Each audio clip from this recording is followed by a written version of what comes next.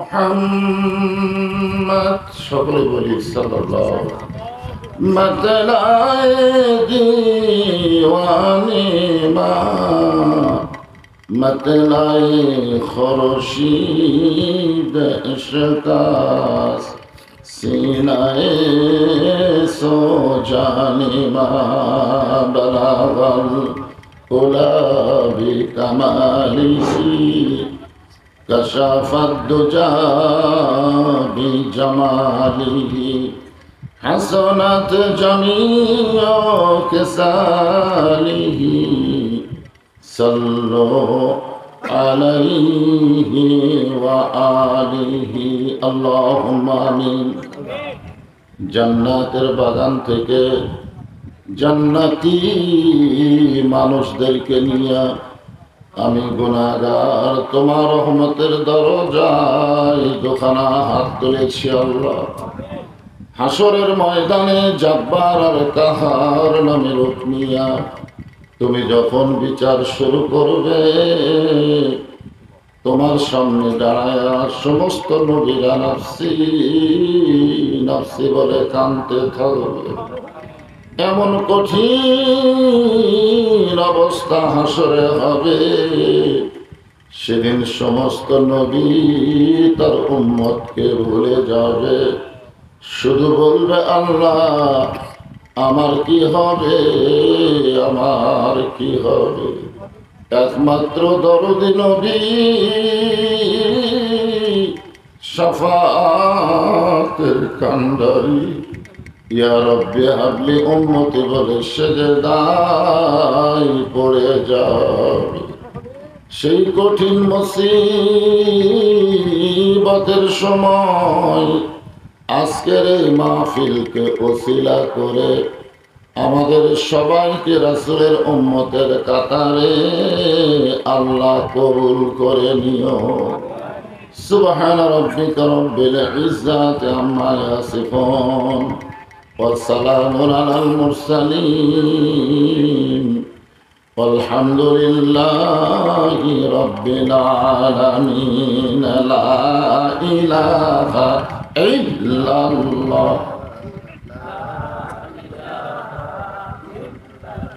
এখানে এত খাড়াই থাকলেন কেন? বসেন বসেন বসেন, বসার জায়গা আছে তো, বসেন সবাই বসেন, আল্লাহর জিকির করেন। লা ইলাহা ইল্লাল্লাহ লা ইলাহা ইল্লাল্লাহু ইল্লাল্লাহ ইল্লাল্লাহু ইল্লাল্লাহ লা ইলাহা ইল্লাল্লাহ লা ইলাহা। যখন নামাজ রোজা হজ যাকাত কিছুই ছিল না, তখন মুসলমানের জন্য আল্লাহর পক্ষ থেকে একটাই মাত্র ইবাদত, তার নাম হলো জিকির। আপনি কিন্তু মন চাইলেই নামাজ পড়তে পারবেন না, মন চাইলেই রোজা করতে পারবেন না, মন চাইলেই হজ করতে পারবেন না, মন চাইলেই যখন তখন যাকাত দিতে পারবেন না, কিন্তু মন চাওয়া মাত্রই আল্লাহর জিকির করতে পারবেন। এই জন্য আল্লাহ বলেছেন ইয়া আইয়ুহাল্লাযীনা আমানু উযকুরুল্লাহা যিকরান কাসীরা। কাসীরা শব্দের অর্থ হলো সব সময় আল্লাহর জিকির করার কথা আল্লাহ কোরআনে বলেছেন। আর সবচেয়ে উত্তম জিকির কি? আফজালুজ জিকির লা ইলাহা ইল্লাল্লাহ। সকলেই জবান করে লা ইলাহা ইল্লাল্লাহ লা ইলাহা ইল্লাল্লাহ। যার দিলে আছে আমার আল্লাহর ভয়, যার মনে আছে আল্লাহর ভয়, যার দিলে আছে আল্লাহর ভয়, আল্লাহ আল্লাহ সব সময়।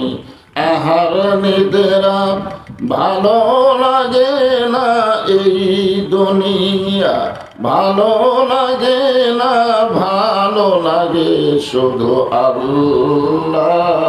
লা ইলাহা ইল্লাল্লাহ লা ইলাহা ইল্লাল্লাহু ইল্লাল্লাহ ইল্লাল্লাহু ইল্লাল্লাহ লা ইলাহা ইল্লাল্লাহ লা ইলাহা লা ইলাহা ইল্লাল্লাহু মুহাম্মাদুর রাসূলুল্লাহ।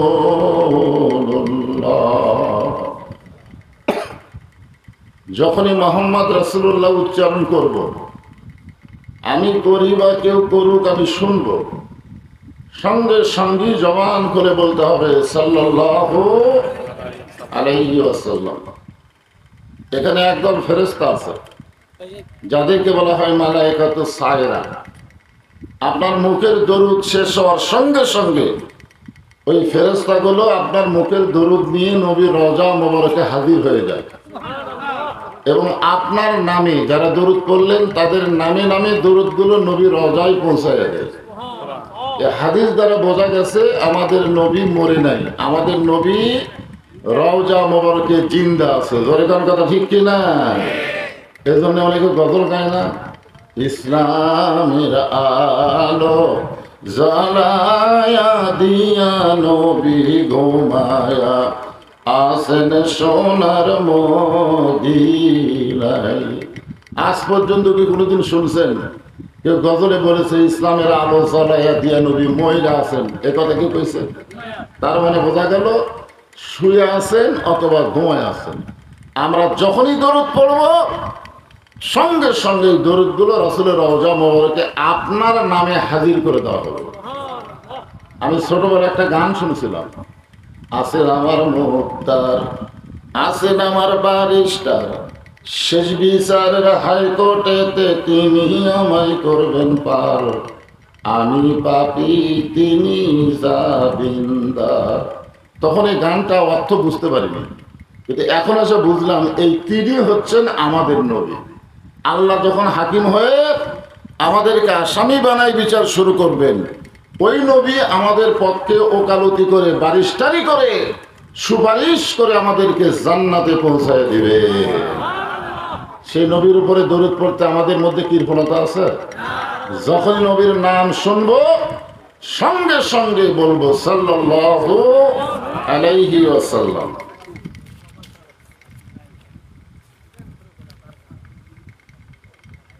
রঘুনাথপুর গ্রাম কর্তৃক আয়োজিত আজকের এই ইসলামী জলসায় আল্লাহ তাআলা যিনাকে সম্মানিত সভাপতির আসরে কবুল করেছেন, জনাব মোহাম্মদ ইদ্রিস আলী দেওয়ান। আজকের এই মাহফিলের সম্মানিত সহসভাপতি জনাব মোহাম্মদ কামাল উদ্দিন মণ্ডল। সম্মানিত সভাপতিদ্বয়কে অন্তরের অন্তঃস্থল থেকে আমি শুভেচ্ছা জ্ঞাপন করছি এবং তাদের সুস্বাস্থ্যের জন্য দোয়া করছি। আল্লাহ পাক যেন তাদেরকে হায়াতে তাইয়্যিবা দান করে, সকলে বলে আমিন। আজকের এই মাহফিলের সম্মানিত প্রধান অতিথি জনাব মোহাম্মদ খাদিমুল মাসুদ আঞ্জুমান, উনি আসেনি তাই না? মাশাআল্লাহ আইছেন, আলহামদুলিল্লাহ। আজকের এই মাহফিলের সম্মানিত প্রধান অতিথিকে অন্তরের অন্তঃস্থল থেকে আমি শুভেচ্ছা জ্ঞাপন করছি এবং তার জন্য দোয়া করছি আল্লাহ পাক তাকে সুন্দরভাবে হায়াতে তাইয়্যিবা সাফায়ে কুল্লিয়া দান করুক, সকলে বলে আমিন। আজকের এই মাহফিলের সম্মানিত অতিথিবৃন্দ, সম্মানিত সুধীজন, সম্মানিত ওলামায়ে কেরাম, সকলকেই অন্তরের অন্তঃস্থল থেকে আমি শুভেচ্ছা জ্ঞাপন করছি। এই মুহূর্তে আমার সামনে যারা বসে আছেন, যেনাদেরকে আল্লাহ তাআলা দয়া করে, রহম করে, মেহেরবানি করে আজকের এই জান্নাতের বাগানে কবুল করেছেন।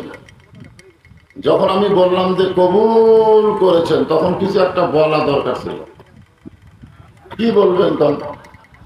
আপনারা কি মনে করতেছেন যে আপনার নিজের ইচ্ছা এখানে আইছেন? না, আল্লাহ কোরআনে বলেছেন মা সাবাকা মিন হাসানাতিন ফামিনাল্লাহ। বান্দা বান্দির দ্বারা যখন কোনো ভালো কাজ হয়, এই কাজ বান্দা বান্দি করে না, বরং আল্লাহ করায়। এখন বলেন, এই মুহূর্তে এই জান্নাতের বাগানে বসাটা ভালো কাজ না খারাপ কাজ? তাহলে এই ভালো কাজ আপনারা করেননি, বরং আল্লাহ আপনাকে করাইছে। তার মানে বিশ্বাস করতে হবে আমরা যতই পাপী হই এই মুহূর্তে আল্লাহ তাআলা আমাদের উপরে রাজি আছে। যদি রাজি না থাকতো তাহলে এই জায়গায় আমাদেরকে কবুল করতেন না। যিনাদেরকে আল্লাহ তাআলা কবুল করে আজকের জান্নাতের বাগানে বসার তৌফিক দিয়েছেন, আমি আমার অন্তরের অন্তঃস্থল থেকে আপনাদের সবাইকে শুভেচ্ছা জ্ঞাপন করছি। সম্মানিত মা বোনেরা, পর্দার অন্তরালে বসে বসে যারা আলোচনা শুনতেছেন তাদেরকেও শ্রদ্ধা জ্ঞাপন করে এই মুহূর্তে জানতে চাচ্ছি আপনারা সকলে কেমন আছেন? আলহামদুলিল্লাহ রব্বিল আলামিন। যে আল্লাহ শারীরিক সুস্থতা, মানসিক প্রশান্তি লাভ করে আজকের এই জান্নাতের বাগানে কবুল করলেন, আমরা সে আল্লাহর উপরে খুশি না বেজার? তাহলে জবান খুলে সমস্যারে সকলে বলবো রব্বানা লাকাল হামদ হামদান কাসীরান তাইয়িবান মুবারাকান ফীহি। আমরা প্রশংসা করলাম কার? কেন করলাম? এমনি এমনি না, আল্লাহর প্রশংসা করার অগণিত কারণ। তার মধ্যে এক নম্বর কারণ হলো আল্লাহ তাআলা আমাদেরকে জন্মসূত্রে মুসলমানের ঘরে কবুল করেছেন। জগৎ হলো তিনটা, খুব খেয়াল করবেন। জগৎ কয়টা? এই দুনিয়াতে আসার আগে আমরা আর একটা জগতে ছিলাম, সেই জগতের নাম হলো রুহের জগৎ, আলমে আরওয়াহ, রুহের জগৎ।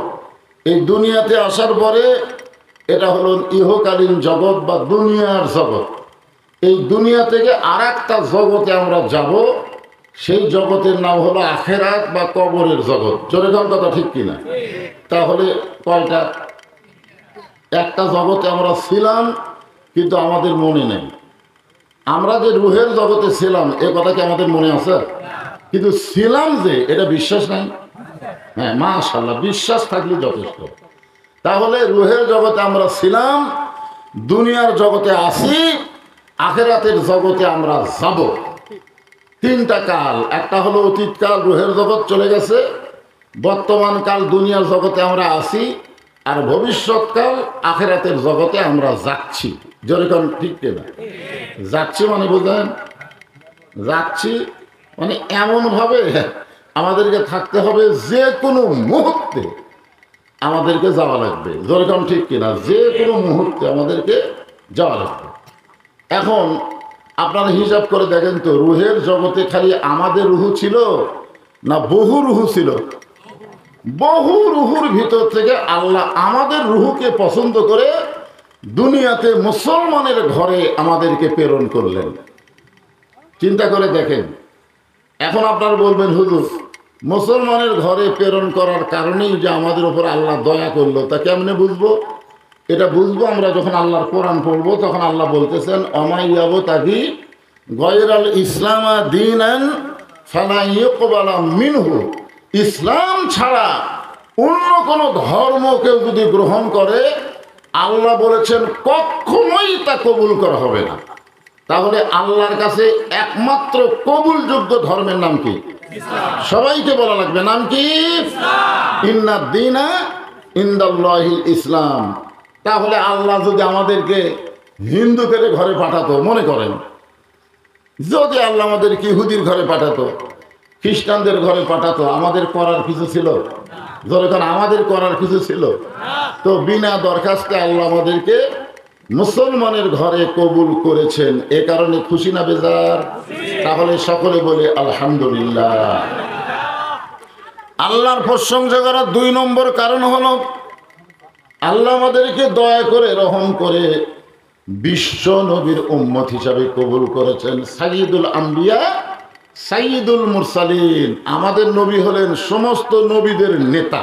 সুবহানাল্লাহ।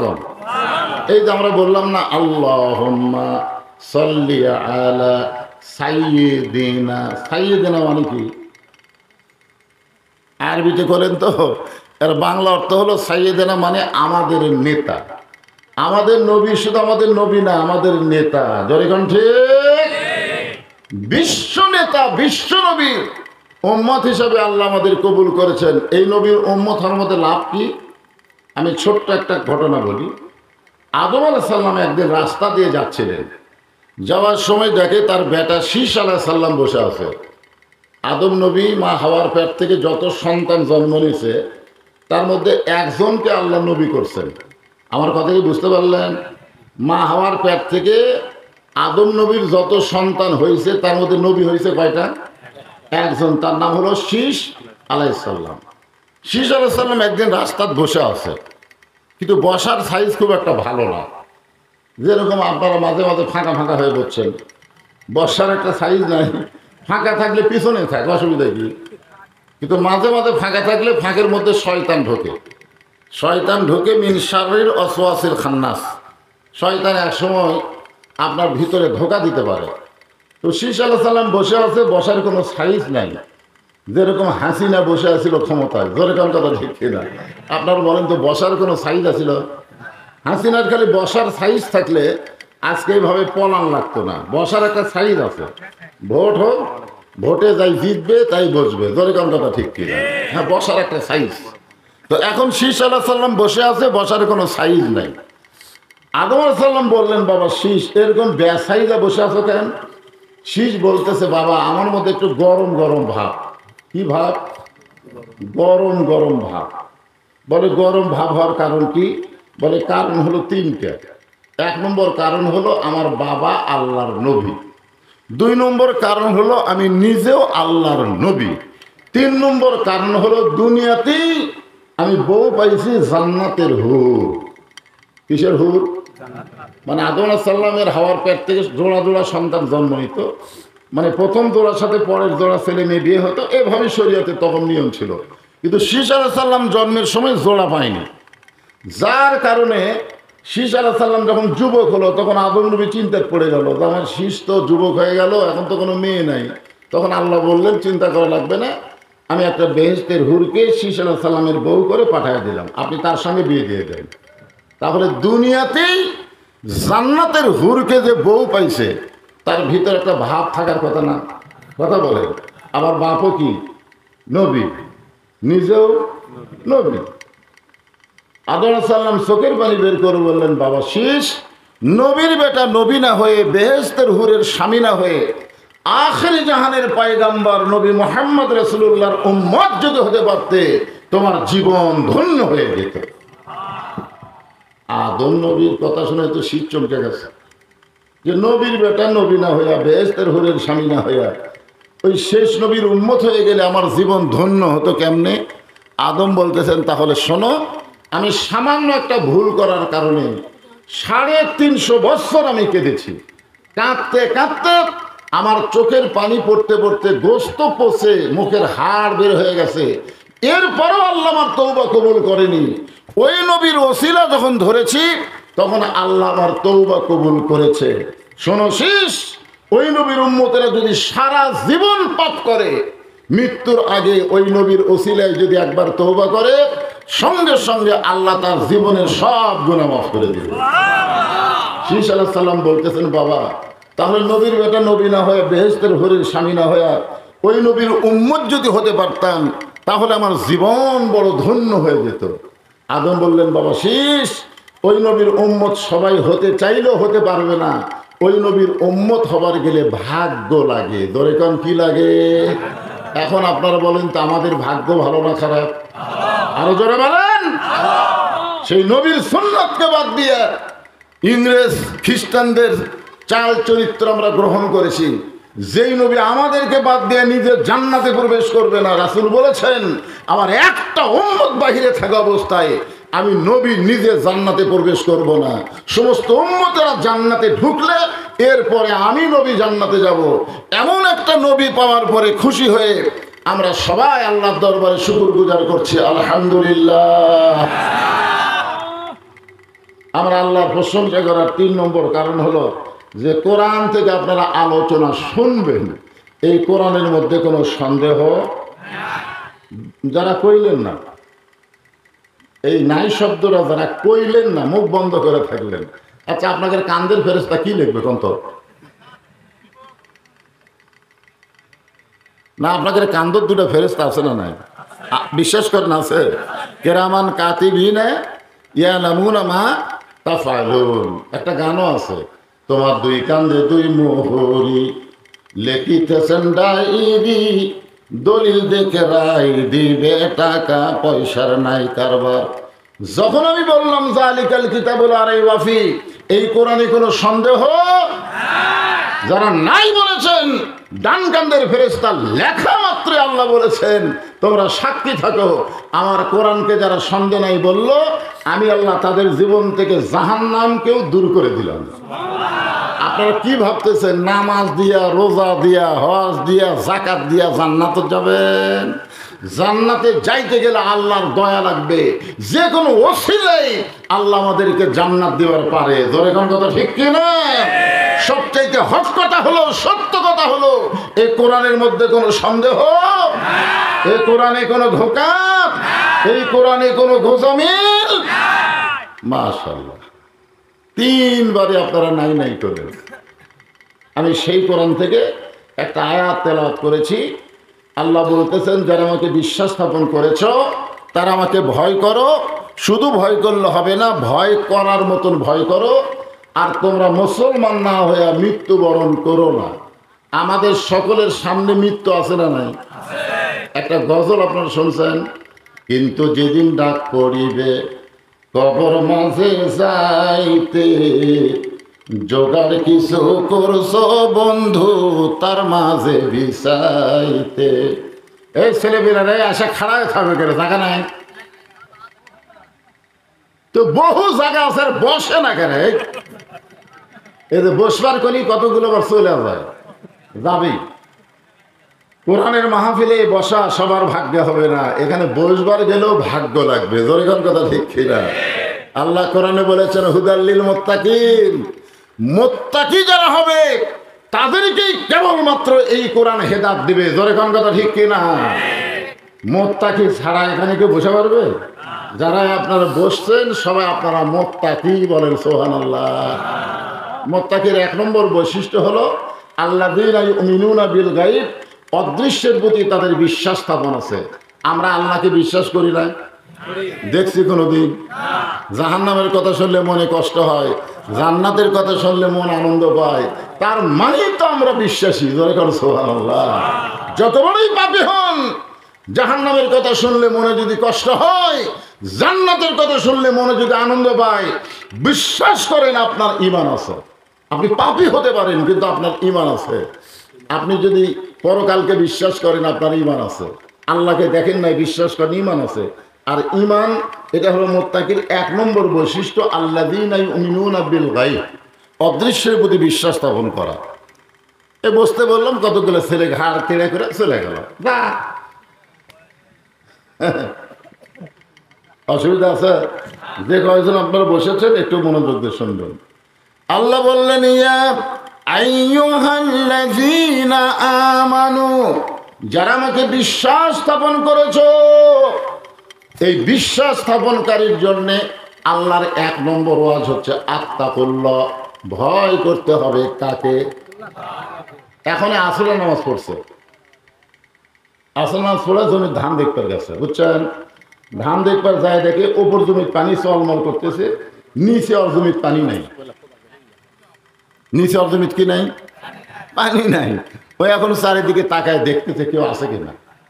চারিদিকে তাকায় দেখে কেউ নেই।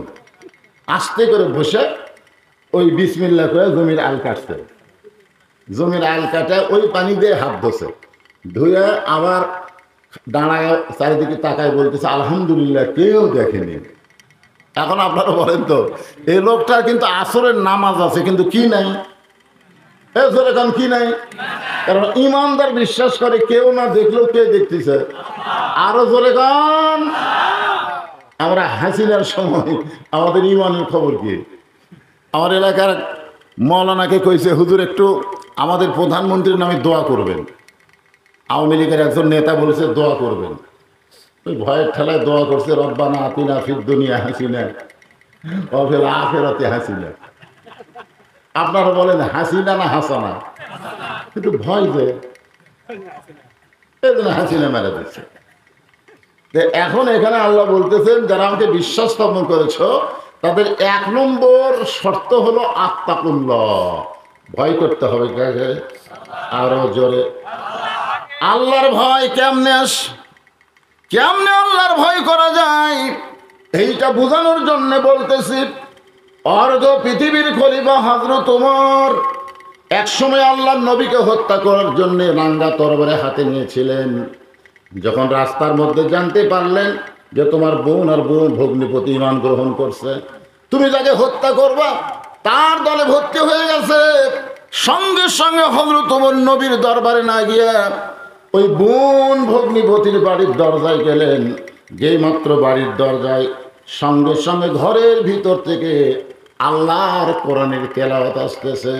ইন্নামাল মুমিনুনা আল্লাযীনা ইযা যুকিরাল্লাহু ওয়াজিলাত কুলুবুহুম ওয়া ইযা তুলিয়াত আলাইহিম আয়াতুহু জাদাতুহুম ঈমানা ওয়া আলা রাব্বিহিম ইয়াতাওয়াক্কালুন।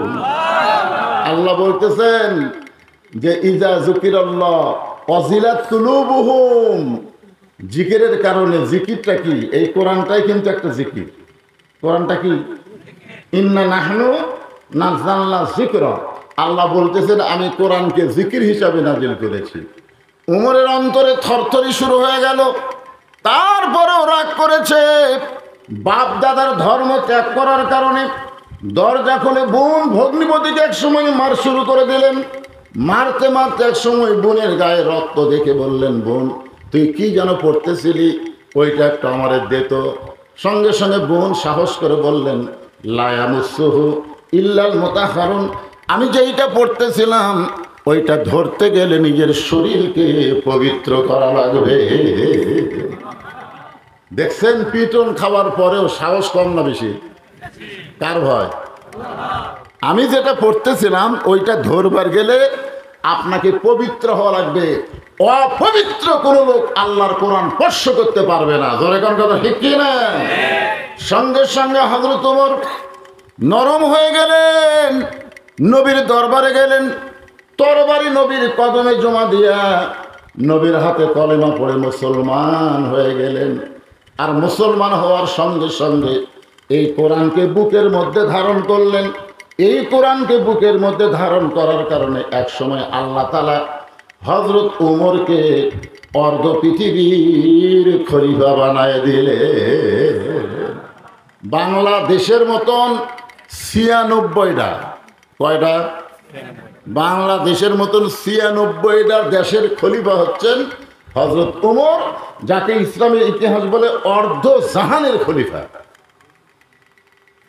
সে অর্ধ জাহানের খলিফা হযরত ওমর একদিন মসজিদের মেম্বরে বসে, আত্তাকুল্লাহর উপর কথা হচ্ছে, মসজিদের মেম্বরে বসে নিজের গালে নিজে চড় মারতেছেন। নিজের গালে ডান হাত দা ডান গালে, বাম হাত দা বাম গালে চড় মারতেছেন। নিজের গালে যখন নিজে চড় মারতেছেন, এমন সময় ওসমান গনি মসজিদের মধ্যে ঢুকে বলতেছে, আমির আল মুমিনিন আপনি কি পাগল হয়ে গেলেন? নিজের গালে নিজে চড় মারেন। কারণ ওমর ফারুক বলে, ওসমান আমার এই মেম্বরে বসে অতীতের কথা বারবার মনে হয়ে যাচ্ছে, অতীতের কথা। তো ওসমান গনি বলে, আপনার আবার অতীত কি? বলে, আমার অতীত হলো আমি খালার বাড়িতে রাখালি করতাম। আমি খালার বাড়িতে কি করতাম?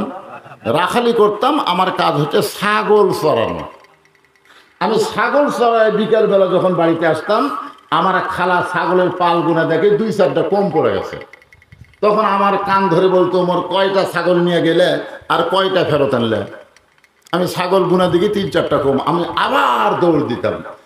এক দৌড়ে গিয়ে পাহাড়ি এলাকা থেকে ছাগলগুলো খুঁজা খুঁজা এনে খালারে যখন জমা দিতাম, খালা আমার মাথার চুল এভাবে মুড়তে ধরে বলতো, ওমর যেই ভুল আজকে করেছো এই ভুল যদি আগামীকাল করো তোমার রাখালির চাকরি ক্যান্সেল করে দিব। আমি সঙ্গে সঙ্গে খালার পা ধরে বলতাম, খালা আমার রাখালির চাকরি যদি আপনি ক্যান্সেল করে দেন তাহলে আমি থাকবো কোথায়, খাবো কি? আমি কোথায় থাকবো খালা, আমাকে কে খাবার দেবে? একদিন যে ওমর রাখালের চাকরি রক্ষা করার জন্য খালার পা ধরে কেঁদেছে, আজকে সেই ওমরকে আল্লাহ অর্ধ পৃথিবীর খলিফা বানাইছে। এটা উমরের যোগ্যতায় নয়, এটা কেবলমাত্র আল্লাহর কোরআনের ওসিলায়। এখন আপনারা বলেন, আল্লাহর কোরআনের পাওয়ার আছে না নাই? অন্তর থেকে বলা লাগবে আছে না নাই? কিন্তু আমাদের বাংলাদেশে, বাংলাদেশে আছে, আমাদের বাংলাদেশে যারা কোরআন পড়ে, কোরআনের ওয়াজ করে, কোরআনের আন্দোলন করে, তাদের উপরে জনগণ খেপা যায়। জোরে কোন কথা ঠিক কিনা? চিন্তা করছেন? আল্লাহ বলতেছেন আত্তাকুল্লাহ হাক্কা তুকাতিহি ওয়ালা তামুতুন্না ইল্লা ওয়া আনতুম মুসলিমুন। একজন কোরআনওয়ালাকে আল্লাহ কতটুকু খোদা ভীতি বান্দা বানায়, এটা নিজের চোখে দেখার জন্য হযরত ওমর ছদ্মবেশে মদিনার অলি গলি ঘুরতেছে। ছদ্মবেশ নিয়ে, অর্ধ পৃথিবীর খলিফা, ছদ্মবেশে মদিনার অলি গলি ঘুরতে গিয়ে দেখতে পায় দুই পাহাড়ের মাঝখানে একটা বিস্তীর্ণ মরুভূমি।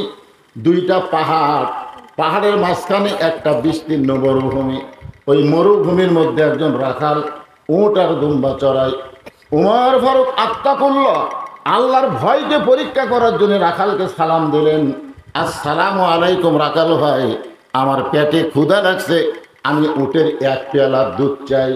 রাখাল মুসকি মুসকি হাসে। ওমর ফারুক বলে, রাখাল আমার পেটে বড় ক্ষুধা লাগছে, তৃষ্ণা লাগছে, তোমার কাছে উটের এক পেয়ালা দুধ ছিলাম, তোমাকে সালাম দিলাম, তুমি কোনো উত্তর না দিয়ে মুসকি মুসকি হাসতেছো, কারণ কি? রাখাল বলে, পথিক আমি তোমারে চিনি না জানি না, তুমি আমারে সালাম দিলি, সালামের উত্তর দিব এমন মনে করো না। তুমি দুধ চাইলি, আমি তোমাকে দুধ দিব, এটাও তুমি মনে করতে পারো না। ওমর ফারুক বললেন, তাহলে আমাকে দুধ কখন দিবা? ওমর ফারুক বললেন, আগে তোমার পরিচয় দাও। আগে তোমার কি দাও? পরিচয় দাও। ওমর ফারুক চিন্তা পড়ে গেলেন যে আমি অর্ধ জাহানের খলিফা, আমি ছদ্মবেশ ধারণ করছি, এখন যদি আমার আসল পরিচয় দেই তাহলে তো গুমুর ফাঁস হয়ে যায়, আত্তাকুল্লাহ তো দেখা যায় না। ওমর ফারুক চিন্তা করে দিলেন, আমি কি পরিচয় দিব?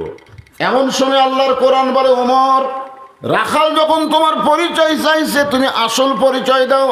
তোমার আসল পরিচয় হলো মিল্লাতা আবিকুম ইব্রাহিম ওয়া সাম্মাকুমুল মুসলিমিন। আল্লাহর কোরআন তেলাওয়াত শুনলে ঈমান বাড়ে না কমে? ঈমান বাড়ার লক্ষণ কি জানেন? আল্লাহু আকবার। আপনি যদি সারা জীবন সুবহানাল্লাহ সুবহানাল্লাহ আলহামদুলিল্লাহ আলহামদুলিল্লাহ কোন, শয়তান আপনার কাছেই বসে থাকবে, শয়তান আপনার কাছেই বসে থাকবে। কিন্তু আল্লাহু আকবার যদি কোন, যত জোরে কবেন তত দূরে শয়তান পালায় যাবে। রাসূল বলতেছে, শয়তান পলানোর সময় আর পিছন দিকটা বাতাস বার হবে, বাতাস। শয়তানের পিছন দিকটা বাতাস বার করার তকবীরের নাম কি? লিল্লাহি তাকবীর। জনগণ যেন বুঝবার পারে যে ছেলেরা মাহফিল করছে, বক্তা খালি একলা একলা ওয়াজ করতেছে না, বক্তার সামনে অনেক আল্লাহর বান্দা আছে, এটা বোঝানো লাগবে না? কি তকবীর দিলে এই সাউন্ড খালি এখানে থাকে না, মাইকের মাধ্যমে অনেক দূর চলে যায়? অনেক দূর। তকবীরের এমনি পাওয়ার আছে, তকবীরের পাওয়ার কিন্তু এমনি আছে। এই জন্য কোরআনের আয়াত শুনলে জোরে না পারলেও আস্তে হলে আল্লাহু আকবার বলবে, তাহলে হক আদায় হবে। আমার কথা কি বুঝতে পারলেন? ওমর ফারুক, আল্লাহর কোরআন বলতেছে, ওমর রাখাল যখন তোমার পরিচয় চাইছে, আসল পরিচয় দাও। তোমার আসল পরিচয় হলো মিল্লাত আবিকুম ইব্রাহিম ওয়া সাম্মাকুমুল মুসলিমিন। তোমার জাতির পিতা ইব্রাহিম তোমার নাম রেখেছে মুসলমান। আমরা যারা এখানে বসে আছি, আমি যদি বলি আমাদের পরিচয় কি, আপনারা কি বলবেন? তালুকদার, জমিদার, মন্ডল, কি বলবেন? এরা কোরআনের মিল করে বলেন। আমি যেই বলবো আমাদের পরিচয় কি, সকলেই বলবেন মুসলমান। আমাদের পরিচয় কি? আমাদের জাতির পিতার নাম কি? যাই বলবি না, যাই বলবি না, ওই যা বিপদত পড়ি ভাই, অত বাঁচান খুবই কঠিন রে। একটা জবান খুলে বলবেন, আমাদের জাতির পিতার নাম কি? আমাদের পরিচয় কি? মিল্লাতা আবিকুম। মিল্লাত মানে জাতি, আবিকুম মানে তোমাদের বাপ ইব্রাহিম। এটা কি আমার কথা? এর কোরআনে ডাইরেক্ট আল্লাহ বলে দিচ্ছেন। ওমর ফারুক বললেন, রাখাল আমার পরিচয় যখন জানতে চাও, আমার পরিচয় হলো আমি একজন মুসলমান। রাখাল মুসকি মুসকি হাসি আর বলে, আসল না নকল? এখনই তো বিপদ। আমরা যে মুসলমান মুসলমান বললাম, এখন যদি বলি আমরা আসল মুসলমান না নকল? আসল মুসলমান তারা যারা এশার নামাজ পড়ে এই মাহফিলে বসে ওয়াজ শুনতেছে। আর ভেজাল মুসলমান হলো তারা যারা এখনো মাগরিব এশা পড়েনি। বিশেষ করে যেই ছেলেরা আজকের এই মাহফিল করতেছে তাদের মধ্যেও হয়তো দুই একজন মাগরিব এশা পড়েনি। আগামীকাল কবে বলছি কেন আমরা ওয়াজ করছি রে, চিনিস? আল্লাহকে বলছিস কেন সাইদি কেন ওয়াজ করিস? নামাজ যদি না পড়িস এক পয়সা ওয়াজের দাম নাই। দরিকম কথা ঠিক কি না?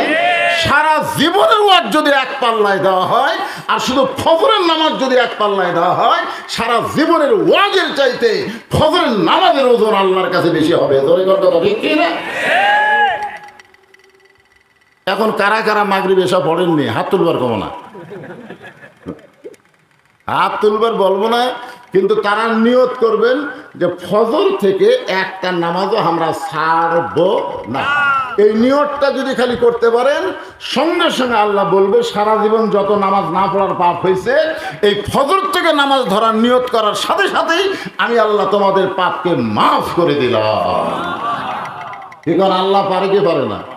আল্লাহ বলেছেন, লা তাকনাতু মির রাহমাতিল্লাহ ইন্নাল্লাহা ইয়াগফিরুয যুনুবা জামিয়া ইন্নাহু হুয়াল গাফুরুর রহিম। তোমরা যত বড়ই পাপী হও না কেন, যত বেশি পাপ করো না কেন, আমার দয়ার চাইতে, আমার রহমতের চাইতে তোমাদের পাপ কোনোদিন বেশি হওয়ার পারে না। ধরে কথা ঠিক কি না? এজন্য একটা গজল আছে, রহমান রহিম নামে যত গুনাহ ঝরে, বান্দার কি সাধ্য আছে তত গুনাহ করে। রাখাল বলতে যে প্রতীক, তুমি যে মুসলমান বললে, তুমি কি আসল না নকল? ওমর ফারুক বলে, রাখাল মুসলমান তো মুসলমানই, এর মধ্যে আসল নকল কি? রাখাল বলতেছে, আসল মুসলমান যারা হবে, খুব খেয়াল করে শুনবেন, আসল মুসলমান যারা হবে তারা চাওয়ার ব্যাপারে, কিসের ব্যাপারে? চাওয়ার ব্যাপারে তারা সতর্ক থাকবে।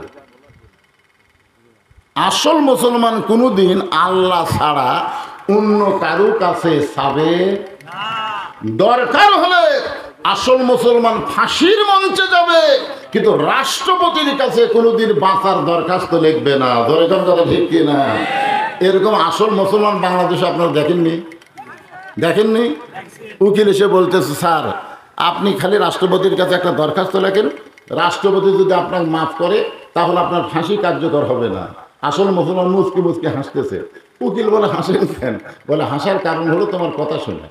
তুমি যে আমাকে বলতেছো রাষ্ট্রপতির কাছে দরখাস্ত লিখলে রাষ্ট্রপতি আমাকে মাফ করবে।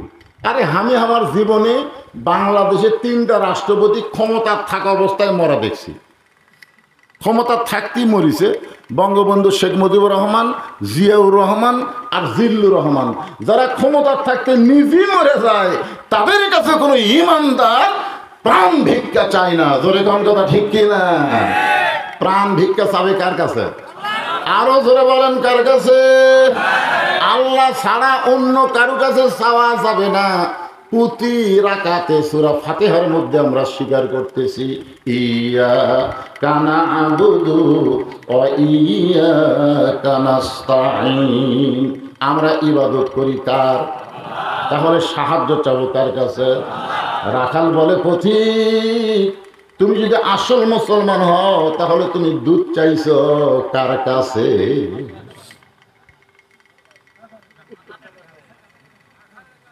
তুমি যদি আসল মুসলমান হও তাহলে তুমি দুধ চাইলে কার কাছে? সঙ্গে সঙ্গে ওমর ফারুকের চোখ দিয়ে দর দর করে পানি পড়তেছে। আল্লাহ, তোমার কোরআন যখন দুনিয়াতে চালু থাকবে, উমর যদি একটা ভুল করে, একটা রাখাল পর্যন্ত সেই ভুলটা বুঝতে পারবে। আজকে বাংলাদেশে আল্লাহর কোরআনের ওয়াজ আছে, কিন্তু কোরআনের সমাজ না থাকার কারণে অনেক মানুষ ভুল করতেছে, আমরা ভুল ধরবার পারতেছি না। জোরে কোন কথা ঠিক কিনা? ওমর ফারুক বললেন, রাখাল আসলে চাওয়ার ব্যাপার আমার ভুল হয়ে গেছে।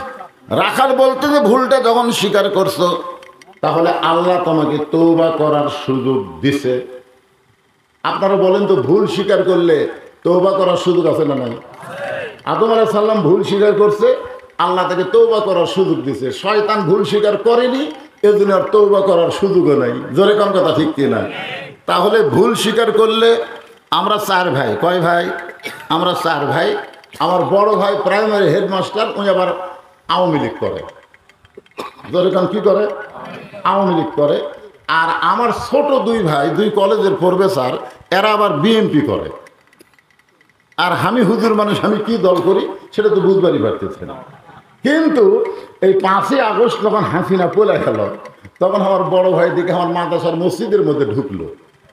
আমি সিসি ক্যামেরা দেখলাম, আমার বড় ভাই কিন্তু আমার দেখতে পারে না, মাঝে মধ্যেই কয়, হুজুর হুজুর একটু বুঝে শোনা ওয়াজ করে, হুজুর যে কোনো সময় ধরা পড়বি। তা আমি একদিন বললাম, ভাইজান আপনি আমাকে যে ধরার কথা বলতেছেন আমি বুঝতে পারছি, সেটা তো পুলিশ ধরা, কিন্তু আপনিও কিন্তু ধরা পড়বেন। তখন আমি আওয়ামী লীগ করি, আমার ধরবি কে? আমি বললাম, আপনি আজরাইল ধরবি ভাই। আজরাইল ধরার কথা মনে নেই। তো দেখলাম 5ই আগস্টে আমার ভাই মসজিদের মধ্যে ঢুকলো। তা আমি দোতলা থেকে নেমে এসে মসজিদের দরজা খাড়া হলাম। ভাইজান কি খবর, হঠাৎ হুজুরের মসজিদে আইছেন? তখন ভাই আমাকে বলতেছে, তওবা করা, তওবা করা। আমি বললাম, কি তওবা? বলে, বড় ভুল করছি রে, এমন একটা দল করছি যে এই দলের মেম্বার থেকে প্রধানমন্ত্রী পর্যন্ত সব চলে গেছে, এই শালা দল আর আমি করবো না, তুই আমার তওবা করে দে। তখন আমি বুঝলাম, ভুল স্বীকার করলে আল্লাহ তওবা করার সুযোগ দিছে। ধরে কার কথা ঠিক কিনা? ওমর ফারুক বললেন, রাখাল আসলে আমার ভুল হয়ে গেছে, চাওয়ার ব্যাপারে আমি ভুল স্বীকার করলাম। রাখাল বলতে যে ভুলটা যখন স্বীকার করছো, তাহলে আল্লাহ তওবা করার সুযোগ দিয়েছে। ওমর ফারুক বলে, ঠিক আছে আমি তওবা করি। রাখাল বলে, তুমি মূর্খ মানুষ, তুমি তওবা কেমনি করবা? ওমর ফারুক বলে, আমি মূর্খ এই কথা তোমাকে কে বলো?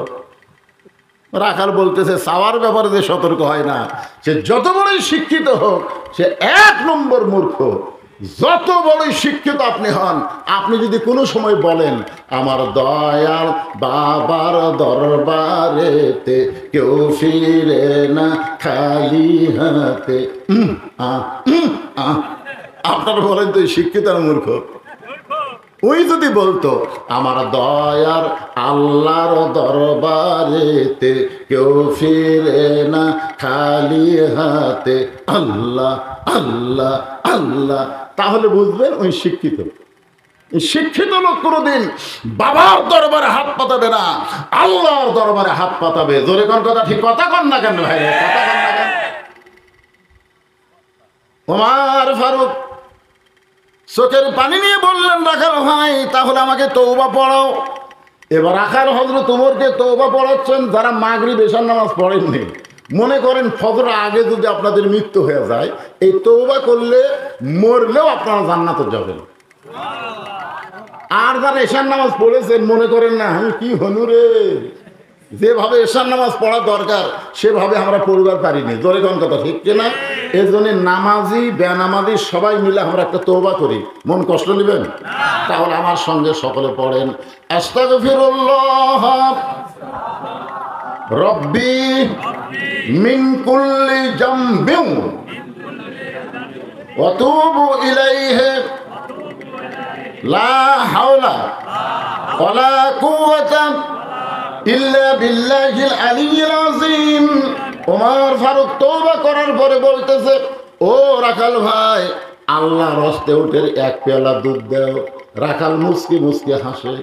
ওমর ফারুক বলে, আমি তো বললাম আল্লাহর হস্তে, তারপরে তুমি হাসো কেন?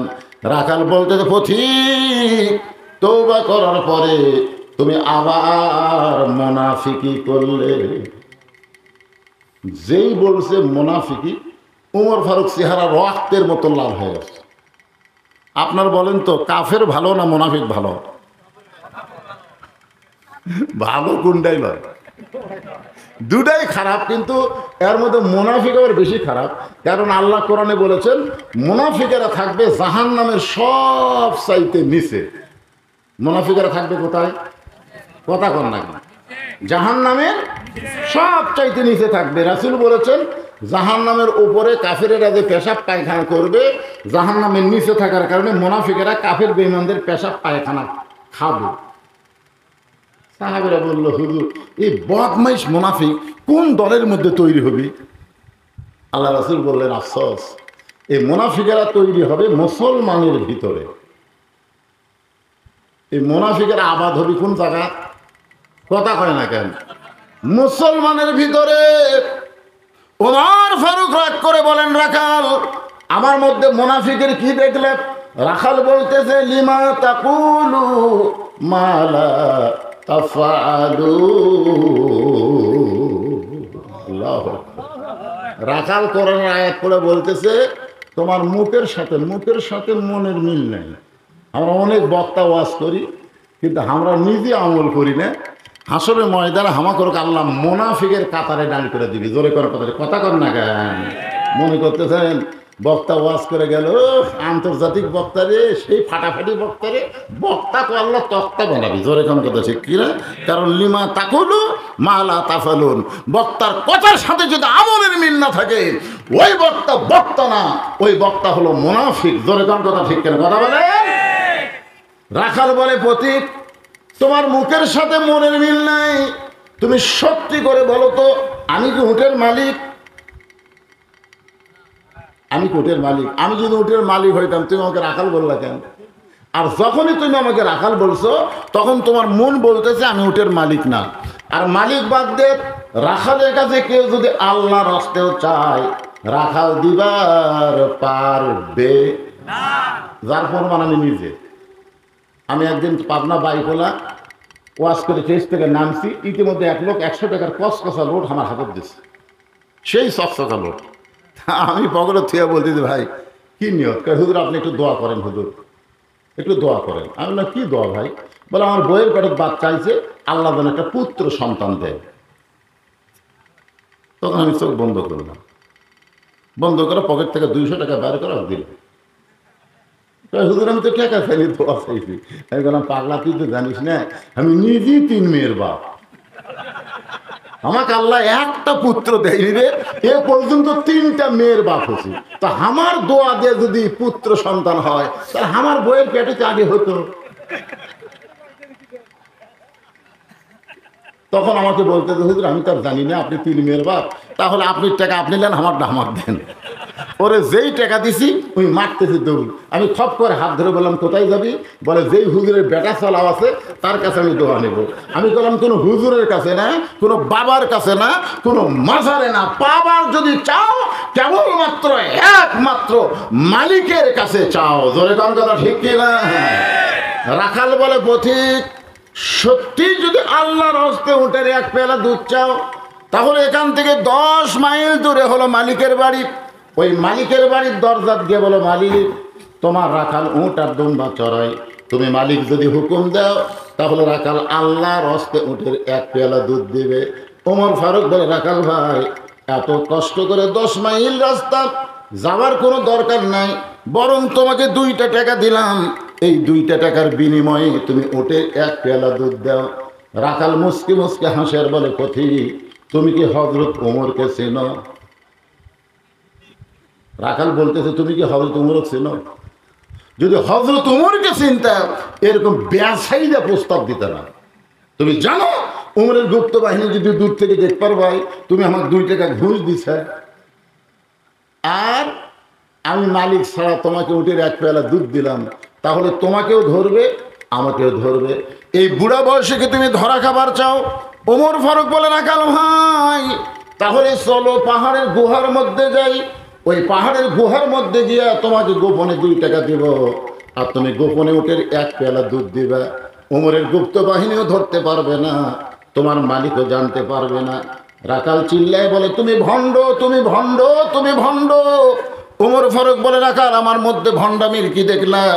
রাখাল বলে, পথিক যেখানে ওমরের গুপ্ত বাহিনী দেখতে পায় না, যেখানে রাখালের মালিক দেখতে পায় না, সেখানে রাখালের আল্লাহ দেখতে পায়। আত্তাকুল্লাহ হাক্কা তুকাতিহি কেউ যখন দেখে না, দেখে কে? এই একটা বিশ্বাস যদি মুমিনের কলিজায় থাকে, সে মুত্তাকি বান্দা হওয়ার পারবে। যেই বলতেছে কেউ যখন না দেখে, তখন রাখালের আল্লাহ দেখতে পায়। ওমর ফারুক মারছে দৌড়, এক দৌড়ে পাহাড়ের পাদদেশে গিয়ে 2 রাকাত নামাজ পড়ে আল্লাহর কাছে বলতেছে, আল্লাহ তোমার কোরআন এত সুন্দর, তোমার কোরআন এত সুন্দর, তোমার কোরআন যখন দুনিয়াতে চালু থাকবে তখন প্রত্যেকটা মুসলমান বিশ্বাস করবে কেউ না দেখলেও আল্লাহ দেখতেছে। জোরে কোন কথা ঠিক কিনা? কেউ না দেখলেও কে দেখতেছে? ওমর ফারুক আল্লাহর কাছে আনন্দ নিয়ে কাঁদতেছে, আল্লাহ আমি রাখালের মধ্যে এতক্ষণ যা দেখলাম, এতক্ষণ রাখালের সঙ্গে যা আমার হলো, রাখাল আসলেই আত্মা করল হাক্কা তুকাতিহি, প্রকৃত কোরআনওয়ালা একজন মানুষ। আল্লাহ আমি রাখালকে দেখিনি, আল্লাহ এতক্ষণ রাখালের মধ্যে তোমার কোরআন শরীফ দেখতে পাইছি। এই কথা বলে কে কাঁদতেছে? ওমর। পিছনে রাখাল এসে বলতেছে, যতই কান্দো তুমি, যতই কান্দো, উটের দুধ দেওয়া যাবে না। ওমর ফারুক বলে, রাখাল ভাই উটের দুধের কোনো দরকার আমার নাই, আমি শুধু তোমাকে জানতে চাই তুমি না দেখে আল্লাহকে কলিজার মধ্যে জায়গা দিয়ে আত্মাকুল্লাহ ডিগ্রি অর্জন করে আল্লাহর কোরআন অনুযায়ী চলতেছো, এর বিনিময়ে তোমার চাহিদা কি? আপনারা বলেন, আল্লামা সাইদি হুজুর 50 বছর কোরআনের তাফসীর করছে, কথা কন না করেনি? 13 বছর অপরাধে জেলখানাত না বিনা অপরাধে? যারা বলবেন না তাদের মনে হয় সন্দেহ আছে। সাইদি হুজুর যত কথা কইছে প্রত্যেকটা কথা 100 হয়নি, হ্যাঁ? তারপরে আপনাদের সন্দেহ হচ্ছে? বিনা দোষে তাকে 13 বছর জেলখানায় বন্দি করে রাখছে। জেলখানার ভিতরে তার চেহারা যখন টসটসে হয়ে গেল, তখন তাকে আবার হাসপাতালের চিকিৎসার নাম করে হাসপাতালে গিয়ে তাকে হত্যা করা হলো। জোরে কোন কথা ঠিক কথা বলেন? আপনারা বলেন তো সাইদি হুজুরের চাহিদা কি? ওমর ফারুক বললেন, রাখাল এই না দেখে আল্লাহকে কলিজার মধ্যে জায়গা দিয়ে আল্লাহর কোরআন অনুযায়ী চলতেছো, এর বিনিময়ে তোমার চাহিদা কি? কারণ তোমার তো ভালো কোনো বাড়ি নাই, ভালো কোনো চাকরি নাই, ভালো কোনো খাবার নাই, এই রোদে পড়ে পড়ে তুমি উটদুম্বা চড়াও, এর বিনিময়ে তুমি আল্লাহর কোরআন মানতেছো, এর বিনিময় হিসাবে তোমার চাহিদা কি? রাখাল ছোট্ট বাচ্চার মতন কান্দার বলে, পথিক আমার চাহিদার কথা যখন শুনতে চাও তাহলে শোনো। আমার চাহিদা হলো, আমার সঙ্গে সকলে পড়েন, রব্বানা পড়েন, রব্বানা আতিনা ফিদ দুনিয়া হাসানাতাও ওয়া ফিল আখিরাতি হাসানা ওয়া কিনা আযাবান্নার। ওমর ফারুক বলে, পাগলা আমি তোমার কাছে তোমার চাহিদার কথা শুনতে চাইলাম, আর তুমি আল্লাহর কোরআনের আয়াত শোনায় দিলে। রাখাল বলে, তুমি আসলেই মূর্খ। আরে পাগল, এই আয়াত দিয়ে আমি কি বুঝালাম তুমি জানো? ওমর ফারুক চুপ করছে, শব্দ বেশ বুঝতে পারছে এটা ওমর। তাই তুমি জানো এই আয়াত দিয়ে আমি 2টা চাহিদা, আতিনা ফিদ দুনিয়া হাসানা, দুনিয়ার সৌন্দর্য হলো মহামানব হযরত ওমরকে আমি এক নজর দেখতে চাই। যে ওমর আল্লাহর কোরআন দিয়ে রাষ্ট্র চালানোর কারণে আমার মতন রাখাল আত্মাকুল্লাহ ডিগ্রি অর্জন করতে পেরেছে, সেই ওমরকে যদি খালি একটা নজর দেখতে পাইতাম, এই দুনিয়ার চাহিদা আল্লাহ আমার পূরণ করত। আর আমার 2 নম্বর চাহিদা হলো, আমি রাখাল যখন মরে যাব, অদম রাখালকে আল্লাহ যেন জান্নাত দেয়। তাহলে চাহিদা কয়টা? অফিল আখেরাতে হাসানা মানে কি? আখেরাতের সৌন্দর্য হলো আল্লাহ যেন রাখালকে জান্নাত দেয়। ওমর ফারুক দৌড়ে গিয়ে রাখালের হাতটা এরকম আমার দিকে তাকান, খস করে ধরেই 3 বার চুমা খাস। রাখালকে পাগলা নাকি, আমার ঘামা হাতে চুমা খেলে? ওমর ফারুক বলে, রাখাল ভাই আল্লাহ তোমার 2 নম্বর চাহিদা পুরা করছে, মরার সঙ্গে সঙ্গেই আল্লাহ তোমাকে জান্নাত দিয়ে দিবে। আচ্ছা আপনারা বলেন তো, রাখাল যে কোরআন অনুযায়ী চলতেছে, মরার পরে কুটি যাবে? আয়াতটাকে শোনেন, আপনাদের বিশ্বাস হচ্ছে না। আল্লাহ কোরআনে বলেন, ইন্নাল্লাযীনা ক্বালু রাব্বুনাল্লাহু সুম্মা ইসতাকামু তাতানাজ্জালু আলাইহিমুল মালায়েকা আল্লা তাখাফু ওয়া লা তাহজানু ওয়া আবশিরু বিল জান্নাতিল্লাতী কুনতুম তুআদুন।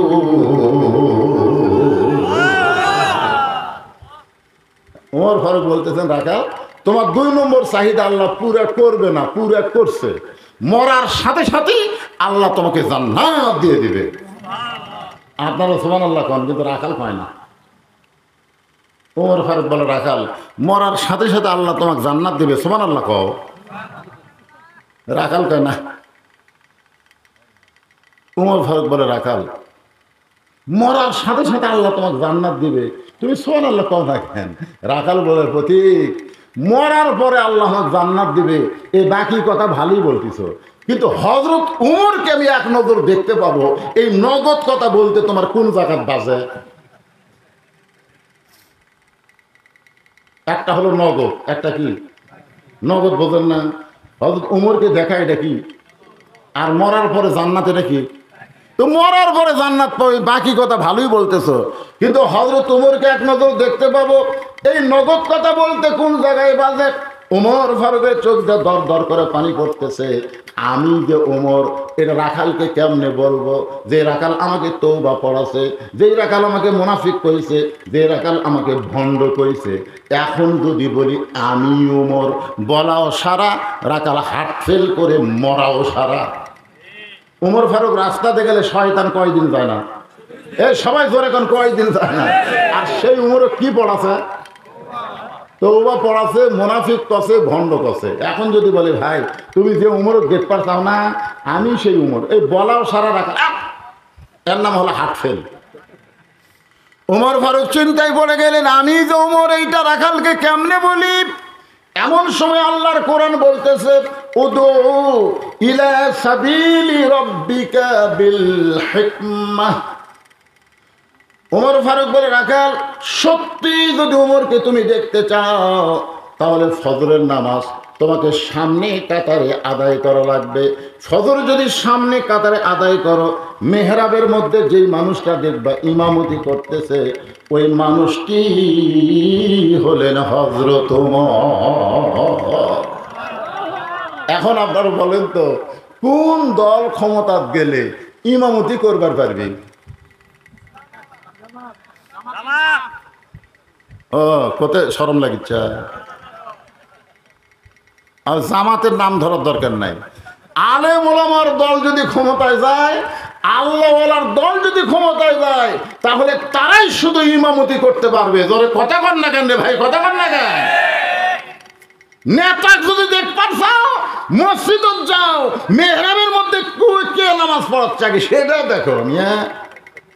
আমার গ্রামের মসজিদে 3 জন মুসল্লি, আওয়ামী লীগ, বিএনপি, জামাত। হুজুরের মা অসুস্থ, হুজুর হাসপাতালে চলে গেছে, মাও খুলিয়া। এখন হুজুর মসজিদে আসেনি, এখন এরা 3 জন খালি বারবার ঘড়ি দেখতেছে। আমি ঢুকবার চাই, দেখতেছি আর 1 মিনিট আছে। আমি ঢুকলি এরা 3 জন জোর করে আমার সামনে দিবি, দরকার নেই, দেখি আজকে কি হয়। আমি জানলাতে দেখে আসতে করে ব্যাগ দেখ, এই দরজার ফাঁকে থাকলাম। যেই 1 মিনিট পার হয়ে গেল, তখন আওয়ামী লীগ বলতে কে, আজকে মনে হয় হুজুর আসবি না। তাহলে আমরা 3 জন জামাত করি। জামাত বলতেছে, ভাই আপনার দল ক্ষমতাতে আছে, তাহলে আপনি সামনে যান। আওয়ামী লীগ দিবে উল্টা বলতে, পাগলা আমি মাঝে মধ্যে ঢুকি রে, কিন্তু ওই জায়গাটা আমি জীবনেও যাই না। তো বলতে বিএমপি, ভাই তাহলে আপনি যান। বলে পাগলা হয়েছে, সে আকামত দিচ্ছি, যা তুই যা। আমি আওয়ামী লীগ, আমি জামাত করি। এই কিসের জামাত রে?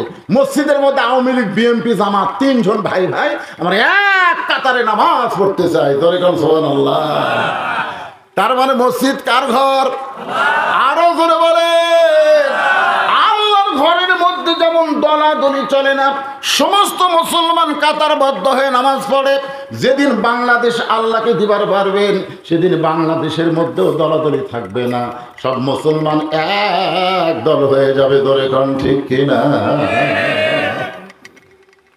রাখালকে উমর বলতেছে, যদি সত্যি দেখবার চাও, ফজরের নামাজ কোন জায়গা? সামনে কাতারে। সামনে কাতারে মসজিদে পড়লে হল তাই, সামনে কাতারে নামাজ আদায় করব। মেহরাবের মধ্যে যেই লোকটা ইমামতি করতেছে, সেই হলো হযরত ওমর। রাখাল বলতে যে ভাইজান আমি হলাম বারান্দায় নামাজ পড়ি, আমি মসজিদের মধ্যে ঢোকার সাহস পাই না। ওমর ফারুক বলে তুমি বারান্দার নামাজ পড়ো, মসজিদের মধ্যে ঢোকো না কেন? বলে মসজিদের মধ্যে নবীর দামি দামি সাহাবী, ওই দামি দামি সাহাবের মধ্যে আমি একটা অধম রাখাল কেমনে যাই? ওমর ফারুক বললেন মসজিদের মধ্যে দামি আর তুমি কম দামি, এই কথা তুমি কোথায় পেলে? আত্তাকুল্লাহর ডিগ্রি হলো ইন্না আকরামাকুম ইনদাল্লাহি আতকাকুম। ওই ব্যক্তি সবচাইতে দামি হয় যার কলিজার মধ্যে আল্লাহর বেশি ভয়। কোন আলেম দামি না, কোন হাজি দামি না, একটা ভ্যানালার অন্তরে যদি আল্লাহর ভয় বেশি থাকে সে আল্লাহর কাছে সবচাইতে দামি। জোরে কোন কথা ঠিক কিনা? আমি সিয়ারত বসে আছি ওয়াজ করতেছি, আমি দামি না, চটত বসে যারা ওয়াজ শুনতেছেন তারাই দামি যদি আমার চাইতে আপনাদের অন্তরে আল্লাহর ভয় বেশি থাকে। জোরে কোন কথা ঠিক কিনা?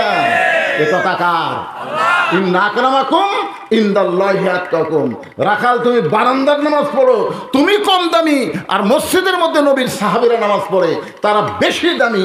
এই উল্টা কথা তোমাকে বুঝালো কে? উমরকে যদি দেখবার চাও সামনে কাতারে নামাজ পড়া লাগবে, এখন কি কইব কও? রাখাল বলতেছে তাহলে আজকে এশার নামাজ পড়ে আমি আর বাড়ি যাচ্ছি না। ওমর ফারুক বললেন এশার নামাজ পড়ে বাড়িতে যাব না কেন? বলে এশার নামাজ পড়ে যদি বাড়িতে যাই আর সামনে কাতার যদি না পাই, এই জন্য এশার নামাজ থাকাই আমি সামনে কাতারে ধরার একটা চেষ্টায় থাকবো। ওমর ফারুক বললেন রাখাল তোমার কাছে আমার একটা প্রশ্ন হলো, 5 ওয়াক্ত নামাজের 3 ওয়াক্ত তাড়াতাড়ি, আসর মাগরিব এশা, 1 ওয়াক্ত শেষ না হলে আর 1 ওয়াক্ত, সেই ওয়াক্ত শেষ না হলে আর 1 ওয়াক্ত, 3 ওয়াক্ত তাড়াতাড়ি না? আসর মাগরিব এশা তাড়াতাড়ি না, বুঝতে পারছেন না? কিন্তু 2 ওয়াক্ত লম্বা কেন? এশা থেকে ফজর আর ফজর থেকে জোহর, এই 2 ওয়াক্ত লম্বা কেন? তো রাখাল কাহে মূর্খ মানুষ করবারই। ওমর ফারুক বললেন তাহলে শোনো, ফজর থেকে জোহর আল্লাহ লম্বা দিছে যে এই লম্বা সময়ের মধ্যে তুমি দুনিয়ার কাজ কাম করবে, আলু টালু আবাদ করবে, ধান আবাদ করবে, ব্যবসা বাণিজ্য করবে, চাকরি বাকরি করবে, এইগুলা কাজ কাম করতে গিয়ে তোমার দেহের যে ক্ষয় হবে, দেহের একটা ক্ষয় আছে না নাই? এই দেহের যে ক্ষয় হবে, এশা থেকে ফজর আল্লাহ লম্বা সময় দিছে, ওই লম্বা সময়ের মধ্যে তুমি ঘুম পারলে ওই ক্ষয়টা আল্লাহ ঘুমের মধ্যে পুরা করে দিবে। তাহলে তুমি যদি এশার নামাজ থেকে ফজরের নামাজ ধরবার চাও আর তোমার চোখে যদি ঘুম ধরে তখন কি করবা? রাখাল বলতে ঘুম যদি ধরি মসজিদের মধ্যে ঘুমাইয়া যাব। যেই কষে মসজিদের মধ্যে ঘুমাবো ওমর ফারুকের চেহারা রক্তের মতো লাল হয়ে গেছে। এই রাখালেই মসজিদের মধ্যে ঘুম পাড়ার দলিল দে। তুই যে মসজিদে ঘুম পারবো তার একটা দলিল থাকা লাগবে না? কথা কন, দলিল থাকা লাগবে না? ঘুম পাড়া তো দূরের কথা, সবাই জোহর নামাজ পড়ে বাড়িতে গেছে, এরা 3 জন 4 ফ্যান দিয়ে গল্প করতেছে। 3 জন কয় ফ্যান দিছে? 4 ফ্যান দিয়ে গল্প করতেছে, 1-1 ঘন্টা হয় গল্প ছাড়ে না। ফেরেশতারা বলতেছে আল্লাহ সবাই নামাজ পড়ে বাড়িতে গেল, এরা 3 জন যে গল্প করতেছে মাথার উপর ফ্যান ঘুরতেছে, এর রেজাল্ট কি? আল্লাহ বলতেছে এরা গল্প করার সময় যতক্ষণ মাথার উপর ফ্যান ঘুরেছে এই ফ্যানের কারেন্টের বিল এই 3 জন আলাদাভাবে না দেওয়া পর্যন্ত এরা জান্নাতে যাবার পারবে না।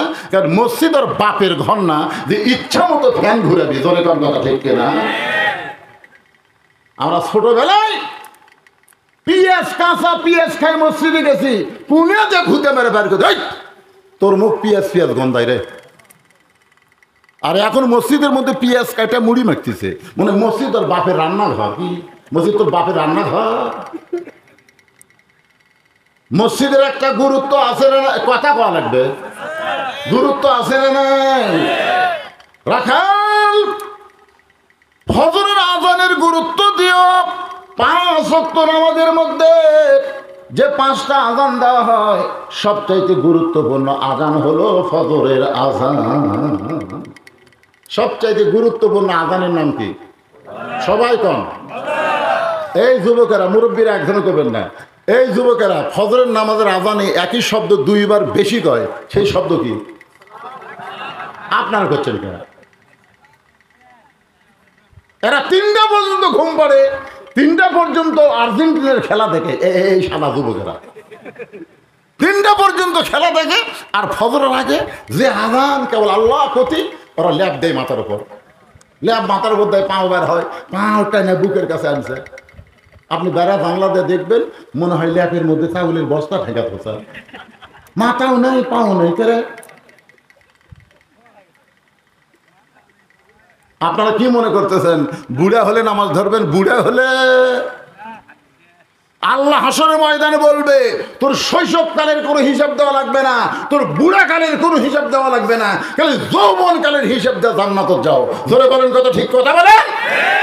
7 বছর থেকে নামাজের তালিম দেওয়া লাগবে, 10 বছর থেকে পড়বার না চাইলে ঘাট ধরে মসজিদে নিয়ে যাওয়া লাগবে। হুকুম কার? হুকুম কার? যুবকেরা শোনো, 2 ওয়াক্ত নামাজ বাড়িতে পড়লে মুনাফিক হবে। একটা হলো এশার নামাজ, একটা হলো ফজরের নামাজ। এই 2 ওয়াক্ত নামাজ তোমাকে জামাতে আদায় করা লাগবে। আমি যেই বললাম লাগ, আপনার পরটা শব্দ বলবেন লাগ। এর নাম হলো শূন্যস্থান পুরা করা। এইরকম করে যদি ওয়াজ শোনেন একটা লোকের ঘুম ধরবি না। কি আপনাকে ক্লান্ত লাগতেছে? হযরত ওমর বলে রাখাল আজানের গুরুত্ব দিও। এতদিন রাখাল নামাজ পড়ছে বারান্দায়, বারান্দায় যারা নামাজ পড়ে এরা কিন্তু আজানের গুরুত্ব দেয় না, এরা আকামতের গুরুত্ব দেয়। জোরে কোন ঠিক কিনা? আপনারা বলেন তো বারান্দাত কারা নামাজ পড়ায়? সবাই লুল্লিল মুসাল্লিল, শেষে আসা আগে যাবি, শেষে আসা আগে যাবি। এরকে ধান্দাই হলো মসজিদের মধ্যে বেশি সময় দেওয়া যাবে না। এরা আগে কাতারে যাবি না তো, আগে কাতারে নামাজ পড়ে যেই পিছন দিকে তাকাচ্ছে দেখে একজন নিয়োগ করছে, তো নিয়োগ করছে রে আরে ওই যে বাড়াবি, ওই যে ছটফট করে 2 রাকাত নামাজ পড়া বাড়াবি। মাগরিবের সুন্নত 2 রাকাত আছে, ওই 2 রাকাত পড়ে দেখে এরা ভর্তি কান ধরে তওবা করতেছে। আর জীবনের সামনে কাতারে আসবে আরো আজকে ভুল করছি।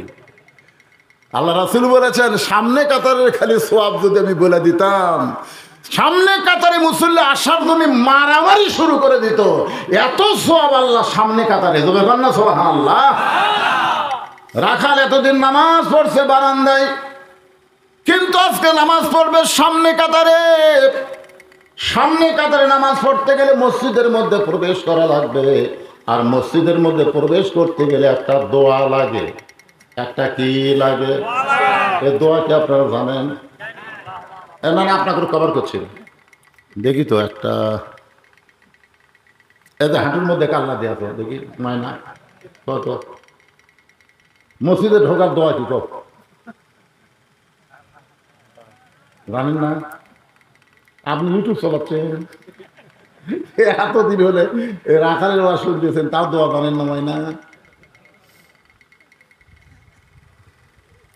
অন্য কোনো যুবককে আর প্রশ্ন করবো না। এই যে আমার এই ভাই চশমা আলা ভাই, মন কষ্ট নিয়েন না, এটা দেখ কি সব যে আপনি পাবেন। আল্লাহুম্মা ফতাহলি কোন আল্লাহুম্মা ফতাহলি আবওয়াবা রহমাতিক। আচ্ছা এই দোয়া মুখস্থ করতে কোনো মাদ্রাসা যাওয়া লাগবে? কতক্ষণ মাদ্রাসা যাওয়া লাগবে? এই শুনতে শুনতে আমি আজ পর্যন্ত বাংলাদেশের কোনো মানুষকে বলতে শুনিনি যে সূরা ফাতিহা মুখস্থ করার জন্য মাদ্রাসা পড়া লাগছে। এমনি 2-4 দিন নামাজ পড়তে পড়তে সূরা ফাতিহা মুখস্থ হয়ে যায়। ধরে কোনো কথা ঠিক কিনা? মসজিদে ঢোকার দোয়া, মসজিদে বেড়ার দোয়া এলা মুখস্থ করার জন্য মাদ্রাসা পড়া লাগবে? তাহলে সবাই বলেন আল্লাহুম্মা ফতাহলি আবওয়াবা রহমাতিক। এই দোয়াটা পড়ে রাখাল কোন পা? জোরে কোন কোন পা? ঢোকার সময় কোন পা? বের হওয়ার সময় কোন পা? যদি কেউ ফতোয়ার কিতাব আছে, যদি কেউ ঢোকার সময় বাম পাও দেয় মনে ভুলে ঢুকছে, মানে খেয়াল করেন ফট করে বাম পা দিছে, আল্লাহ রাসূল বলতেছেন যখনই মনে হবে সে বাম পায়ে ঢুকছে তাকে আবার ব্যাক গিয়ার দেওয়া লাগবে। আর মাথা কাট করা হবে না, ওইভাবে ব্যাক গিয়ার বোঝেন না? ওইভাবেই পিছনে আসা লাগবে, আসা আস্তাগফিরুল্লাহ পড়ে তারপরে ডান পা দিয়ে আবার দোয়া পড়ে ঢোকা লাগবে। যদি আপনি বাম পায়ে ঢুকাই যান তাহলে আপনার নামাজ মাকরু হবে। সেই জন্য আবার কি করা লাগবে? কথা কি খেয়াল করছেন? ব্যাক গিয়ারে আসলে কি মুখ ঘুরে পারবেন না, ওই ব্যাক গিয়ার বোঝেন না, ব্যাক গিয়ারে আসে আবার আস্তাগফিরুল্লাহ আস্তাগফিরুল্লাহ আস্তাগফিরুল্লাহ, আমার ভুলে গেছে আল্লাহ, এই বলে আবার ডান পা দিয়ে মসজিদের মধ্যে ঢুকতে হবে। রাখাল ডান পায়ে মসজিদের মধ্যে ঢুকে সামনে কাতারে যাবার চায়। এতদিন রাখাল নামাজ পড়ছে কোন জায়গায়, জোরে গান কোন জায়গায়? আজকে সামনে কাতারে যাওয়ার জন্য রাখাল যখন রাস্তা নেয়, প্রত্যেকটা সাহাবী নড়ে সরে রাখালকে যাওয়ার রাস্তা করে দেয়। রাখাল মনে মনে বলে, আল্লাহ আল্লাহ, এতদিন মনে করেছিলাম মসজিদের মধ্যে দামি দামি, কিন্তু আজকে ভিতরে ঢুকে দেখতেছি আমিও যা এরাও তাই। আপনারা ভিতরে না ঢুকলে বুঝতে পারবেন না। এখন এসপি সাহেব ভিতরে ঢুকে দেখে একজন মুসল্লি লাগবে, একটা মুসল্লি হলে কাতার পুরা হবে, কিন্তু এসপি সাহেব ধার কাজ করে পিছন দিকে তাকায় দেখে চৌকিদার খাড়া হয়ে আছে দরজা, চৌকিদার কুটি খাড়া হয়ে আছে। এসপি সাহেব ডাকতেছে, আয়। চৌকিদার কয়, না স্যার আপনি এসপি, আমি চৌকিদার। এসপি কয়, কে রে পাগলা, ওটা বাইরের কথা, বাহিরে আমি এসপি, তুই চৌকিদার, ভিতরে আয় ভিতরে আয়। এমন হুঙ্কার মারছে, চৌকিদার ভয়ে ভিতরে এসে পিছনে খাড়া আছে। চৌকিদার কয়, কে রে? এসপি কয়, পিছনে থাকিস কে রে, কাতার পুরা হয়নি পাগলা, আমার কাছে দাঁড়া। তখন কয়, স্যার আমি কিসের চৌকিদার, তুইও যা আমিও তাই, আমার দাঁড়া, পায়ের গোড়ালির সঙ্গে গোড়ালি মিল কর, গোড়ালির সাথে গোড়ালি মিল কর। চৌকিদার বলে, স্যার আমার পাও ফাটা, আপনারটা তেলতেলা। এসপি বলতেছে, তেলতেলা ফাটায় এক হয়ে যাবি রে। মসজিদের মধ্যে এসপি চৌকিদার নাই। এক ফকির ভিক্ষা করবার গেছে বাদশাহ শাহজাহানের দরবারে। একজন মন্ত্রী বলতেছে, বাদশাহ তো এখন রাজ দরবারে নাই, ওই ঘরের মধ্যে ঢুকছে। ফকির ওই ঘরের কাছে গিয়ে দেখে দরজা বন্ধ, জানলার একটা ফাঁক দিয়ে তাকায় দেখে গোটা ঘরের মধ্যে একজন মাত্র মানুষ দুই হাত তুলে বলতেছে, ও বাদশাহ, তোমার দরবারে আমি ফকির বলে কাঁদতেছে। ফকির মনে মনে কয়, আইলাম বাদশার কাছে, কিন্তু ভিতরে ঢুকে দেখি আমিও যা বাদশাও তাই। তাহলে আসল বাদশাকে? আসল বাদশা মানুষ না, আসল বাদশা হলো তাবারাকাল্লাযী বিয়াদিহিল মুলক ওয়া হুয়া আলা কুল্লি শাইইন কাদির। আসল বাদশা হলেন আমার আল্লাহ। লিল্লাহি তাকবীর। হাসিনা কছিল, এ দেশ আমার বাপের, এ দেশ আমার, এ দেশ আমার বাপের, এ দেশ আমার। 41 সালের আগে হামাক নামাইকে আল্লাহ কয়, 5 তলা দুটা 1.5 লাখ টাকার খাট, 12,000 টাকার কম্বল ওড়ে তামানে গাঁত দিয়ে কয়, আমার বাড়ি, আমার ঘর, আমার নামাইকে। 9টার সময় এই কথা কয়ে বেটা ঘুমিয়ে গেছে। 3টার সময় একটা ভূমিকম্প বোঝেন না, বিল্ডিং খালি লড়ে উঠছে, ওই এত ফোর্সে নামছে। 9টার সময় কি করছে ওটা আর মনে নেই, এত ফোর্সে নামছে, কম্বলের মধ্যে লুঙ্গি খুলে আছে, ওটাও আর পরার টাইম পাইনি। আল্লাহ কয়, আল্লাহ নামাইলা, তাই বলে ন্যাংটা করে নামালা। হাসিনা 41 সাল লাগলো না, 24 সালে আল্লাহ তোমাকে ন্যাংটা করে নামাই দিল। ধরে কোন কথা ঠিক কিনা? ক্ষমতার মালিক কে? সম্রাট শাহজাহান যদি আল্লাহর কাছে ফকির বলে কাঁদতে পারে, তুমি হাসিনা কি হইছ? ক্ষমতার মালিক কেউ না, ক্ষমতার মালিক ওয়া হুয়া আলা কুল্লি শাইইন কাদির। প্রত্যেকটা বিষয়ের হয়ে একমাত্র ক্ষমতাকার। আরো জোরে বলেন, ক্ষমতাকার। বিশ্বাস হচ্ছে না? আপনারা যেখানে বসেছেন, আল্লাহ যদি কয় উপকার দেব না রে, পারবেন? আজকে আমার কি হয়েছিল জানেন? 2টার সময় ডায়াবেটিস মিল হয়ে আমি ঠাস করে পড়ে গেছি রে ভাই। 2টার সময় পরে আমার যে বক্তব্য করলো, আমার নাতি মিশিংটা আমার এখান থেকে রক্ত বার করে পরীক্ষা করে দেখে ডায়াবেটিস 2, মানে মিল হয়ে যাচ্ছে। আমি সাথে চিনি, তারপর শরবত টরবত মিষ্টি সন্দেশ যা আছে এখানে মুখের মধ্যে খালি ঢুকে দিতে সমান। আমার মতন একটা জুয়ান তাগড়া মানুষ পড়ে গেছি ভাই। যদি এরা চিনি মিনি না ঢুকালো, আল্লাহ তোর আর ওটার ক্ষমতা নাই রে, ওটার ক্ষমতা নেই রে। আরে আল্লাহ আল্লাহ আল্লাহ। মানুষ অহংকার কেমনে করে, কেমনে নিজে পারে না, 2 জন 3 জন ওর ধরে ধরে খেজুর তুলে দেয়। কোনো মতে মাইক পাইয়া মাজা ভাঙ্গা পাগলা, তুই লিজিয়ে হেঁটে পারিস না ঠিক মতো, ক্যাঙ্গর ব্যাঙ্গর করে হাঁটিস। আর ওই মাইক পায় কয় খেলা হবি, খেলা হবি। কে রে পাগলা, খেলবার গেলে মাজা লাগবি রে, মাজা ছাড়া খেলা যায়?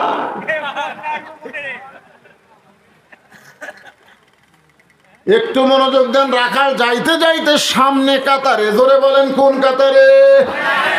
মেহরাব বরাবর সামনে কাতারে রাখাল দাঁড়ায়। ফজরের 2 রাকাত সুন্নত, ফজরের 2 রাকাত ফরজের আগে। ফজরের 2 রাকাত সুন্নতের গুরুত্ব কিন্তু সবচাইতে বেশি। যত সুন্নত, 12 রাকাত সুন্নত আপনাকে পড়াই লাগবে। কয় রাকাত? 12 রাকাত সুন্নত হলো সুন্নতে মুআক্কাদ, আপনাকে পড়তেই হবে। তার মধ্যে হচ্ছে মাগরিবের পরে 2 রাকাত, মাগরিবের পরে 2 রাকাত, এশার পরে 2 রাকাত, জোহরের আগে 4 রাকাত, জোহরের পরে 2 রাকাত, মানে 6 রাকাত সুন্নত খালি জোহরের মধ্যে আছে। আর এই 4 ওয়াক্ত মিলে আছে 6 রাকাত। আসরের কোনো সুন্নত নাই, আছে যেটা সামনে না পড়লে কোনো পাপ নাই। কিন্তু এই 12 রাকাত, তাহলে কয় রাকাত হলো? আমি আরেকবার বলি, মাগরিবের পরে 2 রাকাত, এশার পরে 2 রাকাত, ফজরের আগে 2 রাকাত, জোহরের আগে 4 রাকাত, জোহরের পরে 2 রাকাত, এই সর্বসাকল্যে 12 রাকাত সুন্নাত। তার মধ্যে রাসূল বলেছেন ফজরের 2 রাকাতের সুন্নতের গুরুত্ব সবচাইতে বেশি। রাখাল 2 রাকাত সুন্নত নামাজ পড়ে চুপটি করে বসে আছে। মনের মধ্যে বড় আশা, আজকে প্রাণ ভরে হযরত ওমর মরে, সারা জীবনের সাধনা। রাখাল যেখানে বসে আছে, একজন সাহাবী মসজিদের মধ্যে ঢুকে দেখে জায়গা দখল। যে সাহাবী মসজিদের মধ্যে ঢুকে দেখে জায়গা দখল, ওই সাহাবীর নাম হলো ওসমান গনি। ধরে বলেন নাম কি? ওসমান গনি। আমার জায়গা কে বসে আছে রে? এখন আপনারা বলেন তো ভাই, একমাত্র ইমামের জায়গা ছাড়া মসজিদে কারোর জায়গা নির্দিষ্ট আছে? কিন্তু ওসমান গনি কেন বলতেছে যে আমার জায়গা কে বসে আছে? এটা বলার পিছনে কারণ হলো রাসূলের হাদিস। আল্লাহ রাসূল বলতেছেন, খুব মনোযোগ দিয়ে শুনবেন, আমি যতদিন ইমামতি করব, আমি বরাবর যিনি পিছনে থাকবে তার নাম হলো আবু বকর। তার নাম কি? আবু বকর যখন ইমামতি করবে, আবু বকর বরাবর যিনি পিছনে দাঁড়াবে তার নাম হলো উমর। উমর যতদিন ইমামতি করবে, উমর বরাবর পিছনে যিনি দাঁড়াবে তার নাম হলো ওসমান। ওসমান যতদিন ইমামতি করবে, ওসমান বরাবর পিছনে যিনি থাকবে তার নাম হলো হযরত আলী। হযরত আলী যখন ইমামতি করবে, আলী বরাবর পিছনে। এ কথা বলে রাসূল কারো আর নাম কয় না। সাহাবীরা বললেন, হুজুর তাহলে হযরত আলী যখন ইমামতি করবে, আলী বরাবর পিছনে কে দাঁড়াবে? রাসূল বললেন, মা ইয়ানতিকু আনিল হাওয়া ইন হুয়া ইল্লা ওয়াহয়ু ইউহা।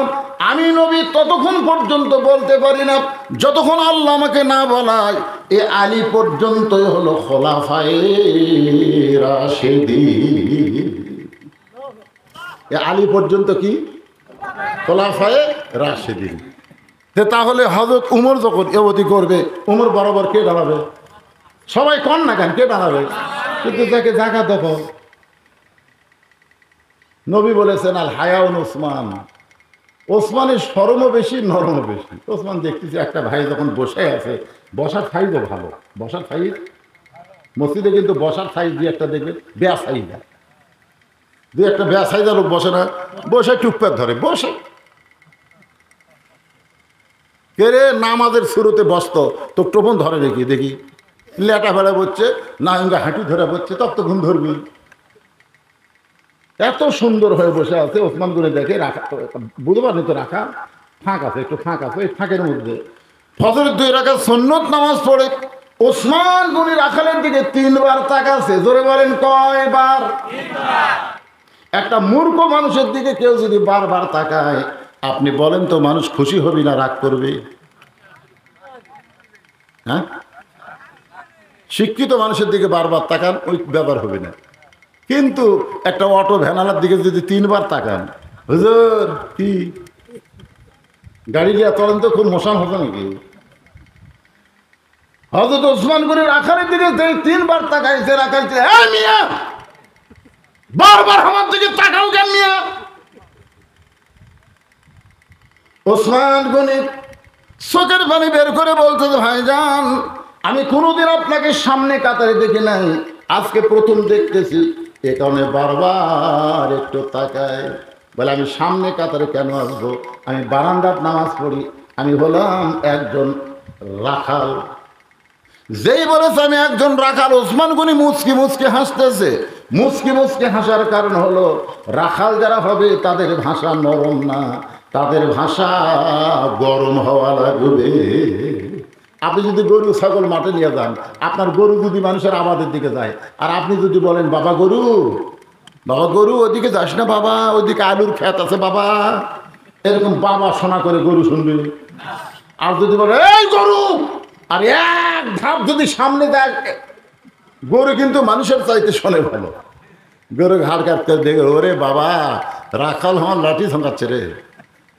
এই জন্য আল্লাহ রাসূল বলেছেন প্রত্যেকটা অভিভাবককে আমি আল্লাহ তাআলা রাখালের দায়িত্ব দিয়ে দুনিয়াতে প্রেরণ করেছে। আল্লাহর পক্ষ থেকে বলা হয়েছে প্রত্যেকটা অভিভাবককে আল্লাহ রাখালের দায়িত্ব দিয়ে, কিসের দায়িত্ব? রাখালের দায়িত্ব দিয়ে দুনিয়াতে প্রেরণ করেছে। এখন হয়তো আপনারা চিন্তা করতেছেন হুজুর আমার বাড়িতে কোনো গরু নাই, আমার বাড়িতে কোনো ছাগল নাই, তাহলে আমি কার রাখালি করব? আপনি চোখ বন্ধ করে দেখেন, আছে 42 বছর একটা গাভী আছে, 22 বছর একটা আইডিয়া আছে, 17 বছর একটা বকনা আছে। 42 বছরের গাভী হলো আপনার বউ, আইডিয়া হচ্ছে আপনার বেটা, আর বকনা হচ্ছে আপনার মেয়ে। আপনি বলেন তো আপনার বউ, আপনার ছেলে, আপনার মেয়ের উপরে আপনার রাখালি করার দায়িত্ব আছে না নাই? রাখালি মানে কি? ওই যেন পরের আবাদ না খায়, ধরে কোন কথা ঠিক কিনা? ওই যেন বাংলাদেশের চ্যানেল ছাড়া হিন্দুকে কাম জলসা না দেখে, ধরে কথা কর না কেন ভাই?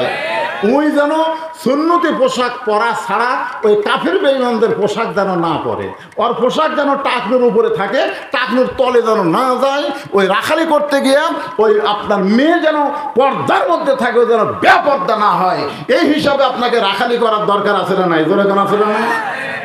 আপনি সামনে কাতারে জোহরের নামাজ আদায় করলেন, আপনি আল্লাহর বান্দা, তাকবীরুল্লাহর সাথে সামনে কাতারে জোহর নামাজ আদায় করলেন। তো জোহর নামাজ আদায় করে বাড়ি গিয়ে দেখেন আপনার বউ 3 তরকারি গরম ভাত আপনার সামনে দিছে।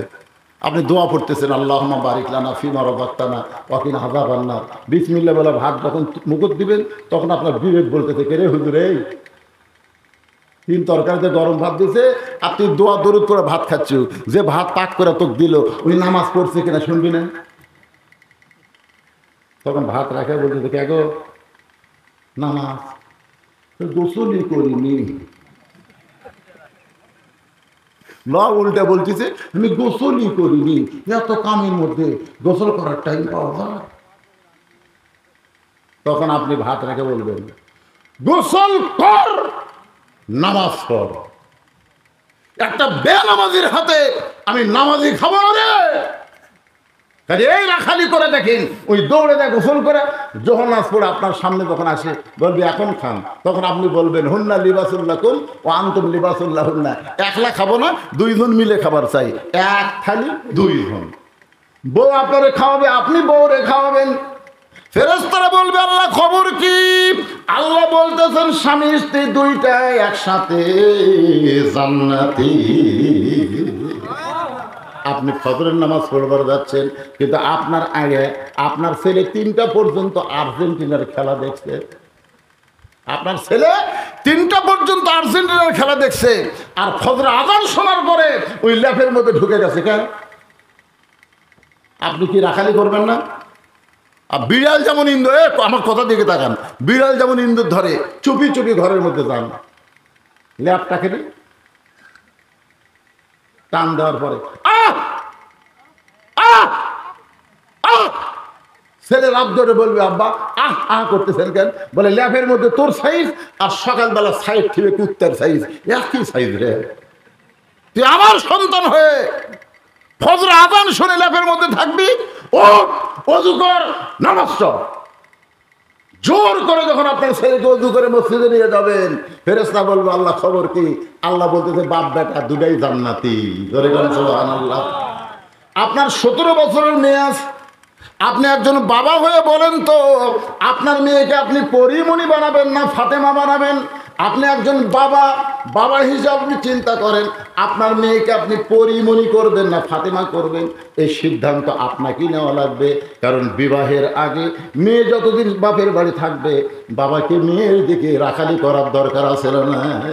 মাত্র 9 বছর, মাত্র 9 বছরের ফাতেমা ঘরের মধ্যে হাতের মধ্যে চুরি দিয়ে, 2টা চুরি দিয়ে মুসকি মুসকি হাসতেছে। নবী আমার ঘরের মধ্যে পা দিয়ে ওই ফাতেমার হাতে চুরি দেওয়া দেখে আর ঘরের মধ্যে ঢুকলেন না। ফাতেমা চমকে গেল, যে বাবা ঘরের মধ্যে ঢুকে আমাকে মা মা বলে আদর করে, আজকে সেই বাবা কেন ঘরের মধ্যে ঢুকলো না? ফাতেমা বারান্দায় দিয়ে দেখে নবীর চোখ দিয়ে দর দর করে পানি পড়তেছে।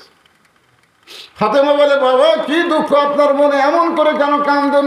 রাসূল বলে, ফাতেমা যে দুনিয়াতে সাজবে মা, আল্লাহ তার আখিরাতের শ্বাস কমায় দেবে। সঙ্গে সঙ্গে ফাতেমা হাতের 2টা চুরি খুলে মাটি ফাইলা দেয়। নবী দৌড়ে গিয়ে ওই চুরি 2টা করে জামার পকেটের মধ্যে ঢুকাই। ফাতেমা বলে, বাবা যেই চুরি হাতে দেওয়ার কারণে আপনি ঘরে ঢুকলেন না, সেই চুরি ফাইলা দিয়ে পকেটের মধ্যে কেন তুললেন? রাসূল বলে, ফাতেমা আয় আয় তুই আমার কাছে আয়। ফাতেমা যেই মাত্র নবীর কাছে, নবী ফাতেমার হাতটা ধরে একটা চুমু দিয়ে বললেন, ফাতেমা ফাতেমা শুধু চুরি না, একদিন তোর নাকে নাকফুল পরায় দিব। ও ফাতেমা একদিন তোমার কানের দুল পরায় দিব, একদিন তোমার গলাত মারা পরায় দিব। ফাতেমা বলে, বাবা কবে কবে? আল্লাহ নবী বললেন, যেদিন তোমার বিবাহ হবে। ও ফাতেমা, মেয়েরা কেবলমাত্র এক ব্যক্তির জন্য সাজতে পারবে, সেই ব্যক্তি হলো তার স্বামী। স্বামী ছাড়া অন্য কোনো পুরুষের জন্যে মেয়েরা সাজা চলবে। শুধুমাত্র একজনকে খুশি করতে হবে, সেটা হলো তার স্বামী। আমার মায়েরা যারা পর্দার অন্তর আছেন, ও বাবারে, বাড়ির যখন থাকে যেমন তেমন কাপড়, আর কোন জায়গা যখন যায়, ও বাবা রে মা। একদিন গভীর রাত্রে হযরত আলী ঘুম থেকে চেতন পাইছে। শোনেন মায়ের একটু মনোযোগ দিয়ে শোনেন। গভীর রাত্রে হযরত আলী ঘুম থেকে চেতন পাইছে। চেতন পায় দেখে ফাতেমা ঘরত নাই। তাকায় দেখে ডান সাইডে হাসান হোসেন ঘুম পাড়তেছে। হাসান হোসেন ঘুম পাড়তেছে, আলী আছে, ফাতেমা নেই। এখন গভীর রাত্রে বউ যদি ঘরত না থাকে, যত বড়ই হুজুর হোক, মনের মধ্যে কিছু একটা হবে না? হযরত আলী হুজুর হিসাবে বড় না ছোট? আনা মাদিনাতুল ইলমে ও আলীও বাবুহা। রাসূল বলেছেন, আমার পরে এই পৃথিবীতে সবচাইতে বড় জ্ঞানী হচ্ছেন হযরত আলী। কারণ আমি হচ্ছে ইলমের শহর, আলী হচ্ছে তার দরওয়াজা। ধরে কেন সুবহানাল্লাহ। এত বড় আলেম হযরত আলী দরজার ডানাইলেন।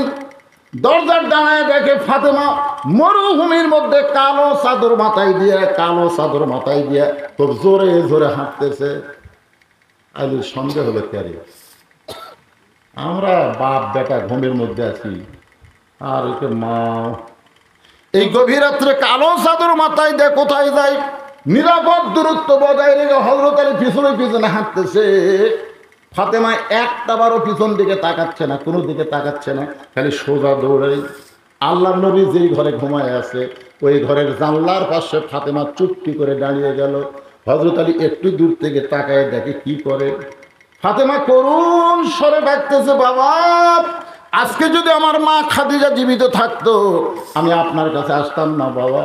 আমার মা নাই বলে আমি আপনার কাছে আসছি। আমার আরো অনেক মা আছে, আমার আরো মা আছে, আয়েশা আছে, সালমা আছে, ওদের কাছে বলে আমার কাম হবে না বাবা। তাই আপনার দরজায় আইছি, মেহেরবানি করে আপনি যদি একটু ঘরের দরজা খোলেন বাবা, মেহেরবানি করে যদি একটু ঘরের দরজা খোলেন। আলী দূর থেকে তাকায় দেখে কিছুক্ষণ পরে নবী ঘরের দরজা খুলে দিল। ফাতেমা যেই মাত্র ঘর দিয়া নবীর ঘরের মধ্যে ঢুকলো, আলী দৌড়ে এসে ওই জানলার কাছে কানটা লাগাইয়া দিচ্ছে। জানলার কাছে কানটা লাগাই দিতে দেখি বাপ বেটি কি গল্প করে, হয়তো আমার বিরুদ্ধে। মনের মধ্যে একটা সন্দেহ হয়েছে, এই গভীর রাত্রে আইসা হয়তো আমার বিরুদ্ধে কিছু বলবে। এই শোনার জন্য কানটা জানলার কাছে লাগাই দিছে। সঙ্গে সঙ্গে নবী বলতেছেন, ফাতেমা তুই একা একা কেন ঘরে ঢুকলি মা? আমার আলীকেও ঘরের মধ্যে নিয়ে আয়। চুরি করছে কে? আমি জানলার কাছে। এটা নবী কেমনে জানল? নবী না, নবী খালি সামনে দেখে না, আল্লাহ নবীকে এমন যোগ্যতা দিছে, ইত্তাকু ফিরাসাতাল মুমিনিনা ফাইন্নাহু ইয়ানজুরু বিনুরিল্লাহ। জোরে কোন সুবহানাল্লাহ। আল্লাহর ওলিদের কাছে গেলে এই ইলমটা পাবেন, এই নূর পাবেন, ইলমে লাদুন্নি পাবেন। জোরে বলেন কথা ঠিক কিনা? হ্যাঁ, ওলি ছাড়া ওই লাগামহীন ঘোড়া, লাগামহীন ঘোড়া দাম ইচ্ছা মতো চলে। এই জন্য আল্লাহ কোরআনে বলেছেন আকুনু মা'আস সাদিকিন। ভাইজান একটু মনোযোগ দিয়ে শুনবেন। হযরত আলী জানলার কাছে দাঁড়ায় কানটা লাগায় শুনতেছে, দেখি কি হয়। এবার ফাতেমা বলতেছে, বাবা আপনার জামাই আলীর সঙ্গে আসে নাই, আপনার জামাই আলী আমার সঙ্গে আসে নাই। আমার হাসান হোসেন ঘুম পাড়তেছে, আপনার জামাই আলীও ঘুম পাড়তেছে। এই সুযোগে আমি একটু আপনার কাছে আইছি বাবা, আপনি একটু ঘরে বাতি জ্বালান, আপনি একটু ঘরে বাতি জ্বালান। রাসূল বলে, ফাতেমা বাতি জ্বালান লাগবে না, তুই কি বলবার চাস তাড়াতাড়ি বল। ফাতেমা বলতেছে, বাবা এতদিন বলেছি কিন্তু কোনো লাভ হয় নাই, আজকে একটু আপনাকে দেখাবার চাই, আপনাকে একটু দেখাবার চাই, কারণ বহুদিন বলেছি বলে কোনো কাম হয় নাই, একটু দেখাবার চাই। যেই মাত্র রাসূল ঘরে বাতি জ্বলাইছে, এমন সময় ফাতেমা দুইটা হাত নবীর দিকে এইভাবে বাড়ায়া দিস। এটা নেওয়ার জন্যে না, এটা দেখানোর জন্য। দুইটা হাত এইভাবে বাড়ায় দিস। আল্লাহ নবী তাকায় দেখে দুইটা হাত গোস্তের টুকরার মতন রক্তে লাল হয়ে গেছে। ফাতেমা বলতেছে, বাবা আগামীকাল সকালবেলা হাসান হোসেন খাবার চাবে, আমার স্বামী হাসান হোসেন বাপকে খাবার দেওয়া লাগবে, কিন্তু আপনি বলেন বাবা এ হাত দেখে আরো জাঁতা ঘুরান যাবে, জাঁতা ঘুরাইতে গেলে হাতে রক্ত দিয়া রক্ত ভিজে যাবে বাবা। এই গভীর রাত্রে আপনার কাছে আইসি বাবা, মেহেরবানি করে অন্তত 3টা দিন আমি যাতা ঘুরাবার পারবো না, আমি জব গমের আটা পিষতে পারবো না, 3টা দিনের জন্য একটু খাবার ব্যবস্থা করেন বাবা। বাবা একটু মেহেরবানি করেন, আমার হাতের দিকে তাকান। আল্লাহ রাসূল ফাতেমার হাতের দিকে তাকায় ঘরের কোণার মধ্যে গিয়া বলে, আল্লাহ আপনার কোনো ছেলে নেই, মেয়ে নাই, আপনি লামি আলী দলামি বলা, কিন্তু আল্লাহ কত ধনী ধনী যুবক আমার ফাতেমাকে বিয়ে করবার চাইছিল, কিন্তু আপনি সেগুলা ঘটকালি করেন নাই। এমন একটা গরিব আলীর সঙ্গে আমার মেয়ের বিয়ে হলো, আমার মেয়ে আজকে গোস্তওয়ালা হাত আমার সামনে নিয়ে আইছে। আল্লাহ আজকে আমার মেয়ের ঘরে খাবার নেই, এমন একটা গরিব আলীর সঙ্গে আপনি ঘটকালি করলে আমার কলিজা টুকরা ফাতেমার জীবনে শান্তি নেই। এই কথা যে মাত্র নবী কইছে, সঙ্গে সঙ্গে ফাতেমা মাথায় ঘোমটা দিয়ে আল্লাহ নবীর ঘর থেকে বাইরে যায়। রাসূল বলে, ফাতেমা আমি তো তোমার বিরুদ্ধে কিছুই বলিনি মা, তুমি কেন ঘর থেকে বাইরে যাও?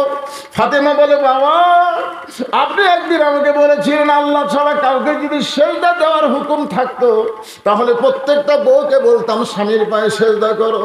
সেদিন থেকে আল্লাহর পর আমার হাসান হোসেনের বাপি হলো আমার চাইতে সব চাইতে দামি বাবা। আপনি তার বিরুদ্ধে আল্লাহর কাছে বলতেছেন আমি এই হাত দিয়ে জাঁতা ঘুরাইবো, এই হাত দিয়ে আমি জমের গম আটা করবো, আমি আপনার কাছে কিছু চাই না বাবা। আপনি আমার স্বামীর বিরুদ্ধে আল্লাহর কাছে বলবেন, আপনার কাছে আমার কিছুই চাওয়ার নাই। সঙ্গে সঙ্গে নবী ডাকতে বলে, আল্লাহ এই ফাতেমা কে গো? আল্লাহ এই ফাতেমা কে? আল্লাহ বলে, হাবিব এই ফাতেমা হলো সাইয়্যিদুশ শাবাবে, এই ফাতেমা হলো খাতুনের জান্নাত, ফাতেমাতুজ জোহরা সাইয়্যিদাতুন নিসাই আহলিল জান্নাহ, ফাতেমাতুজ জোহরা। এই ফাতেমাকে আমি আল্লাহ তাআলা জান্নাতি নারীদের নেত্রী বানাইছি। আল্লাহু আকবার। চিন্তা করে দেখেন, আল্লাহ নবী যদি তার মেয়েকে এরকম শিক্ষা দেয়, আর আপনার মেয়ে হাইল পরে গোটা পাড়া ঘুরতেছে কিলকিল করে, কত যুবক তার চেহারা থেকে নষ্ট হচ্ছে। আপনার বউ, আপনার ছেলে, আপনার মেয়ের উপরে আপনার রাখালি করার দরকার আছে না নাই? কথা বলেন, আছে না নাই? ওসমান গনি রাখালকে বললেন, ভাইজান কোনোদিন আপনাকে সামনে কাতারে দেখি নাই, আজকে প্রথম দেখতেছি ভাইজান, আপনার নিয়ত কি? রাখাল বলতেছে, আমার নিয়ত হলো দেখার জন্য আসছি। আমি বারান্দার নামাজ পড়ি, দেখা যায় না, এই জন্য আজকে সামনে কাতারে দেখার জন্য আসছি। দেখা হলেই চলে যাবো ভাই, আর কোনোদিন কষ্ট করে এই সামনে কাতারে আসবো না। বারান্দা থাকলে যে দেখা যায় না, এই জন্য আমি দেখার জন্য সামনে কাতারে যাচ্ছি। দেখা আজকে হয়ে গেলেই আমি আর আসবো না। ওসমান গনি বলতেছে, আজকে তোমার দেখা হবে তার গ্যারান্টি কি? রাখাল কয়, পাগলা নাকি, আমার চোখের পাওয়ার ভালো, দেখা হবে না মানে আমার সামনে থাকবি আর আমি দেখবো না? ওসমান গনি বলে, ভাইজান তোমার চোখের পাওয়ার ভালো, সেজন্য তুমি দেখতে পাবা, কিন্তু আমি কয়েক বছর হলে সামনে কাতারে নামাজ পড়তেছি, এখন পর্যন্ত আমি দেখতে পাইনি, এখন পর্যন্ত আমার ভাগ্যের দেখা পাইনি ভাই। কারণ ওসমান গনি যাকে দেখার জন্য সামনে কাতারে নামাজ পড়ে, তিনি হলেন নামাজের মালিক আল্লাহ। আল্লাহ রাসূল বলেছে, আনতাবুদুল্লাহ কাআন্নাকা তারাহু ফাইন লাম তাকুন তারাহু ফাইন্নাহু ইয়ারাকা। যখন কোন আল্লাহর বান্দা আল্লাহর ইবাদতের মধ্যে শামিল হয়, আল্লাহকে দেখতে পায়।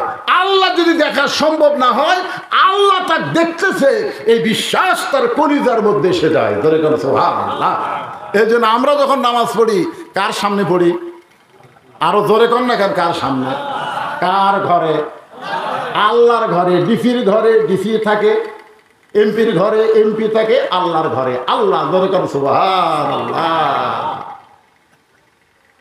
ওসমান গনি যেই বলতেছে, কয়েক বছর হলে সামনে কাতারে দেখতেছি, এখন পর্যন্ত দেখতে পারিনি। রাখাল বলতেছে, আমার মনে হয় তোমার চোখে সমস্যা আছে, তুমি একটা কাম করো, আমার হাত ধরো। রাখাল ওসমান গনিকে বলতেছে, তুমি আমার হাত শক্ত করে ধরো, আমিও দেখব, তোমাকেও দেখাই দেব।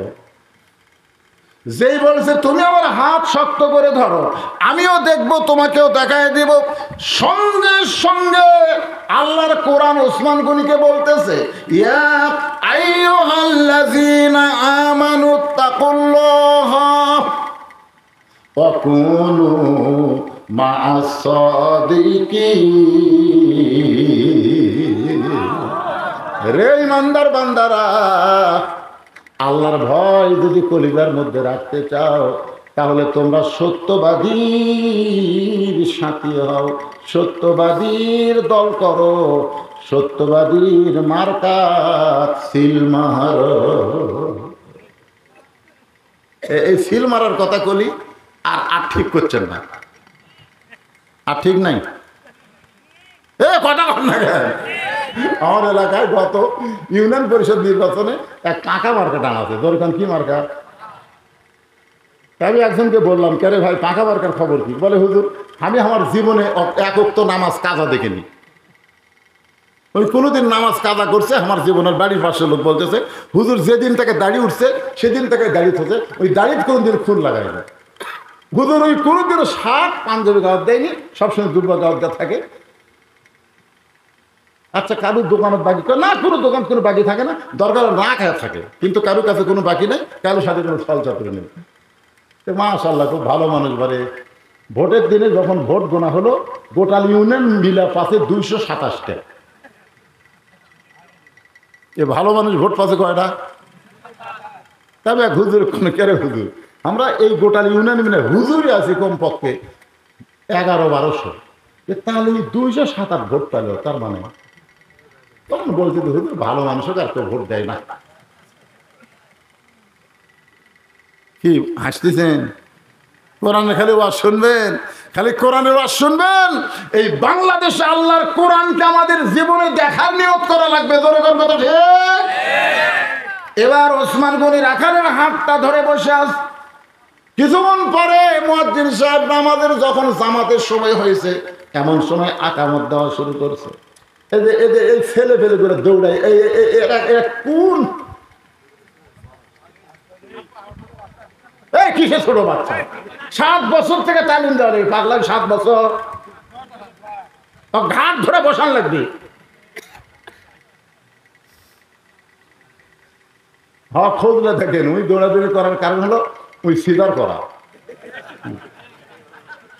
সিজার করা বাচ্চারা অস্থির হয়, কারণ জন্মের আগে ওরকে জন্ম হবে 2 দিন পর নর্মালে, কিন্তু আর মাও খারাপ।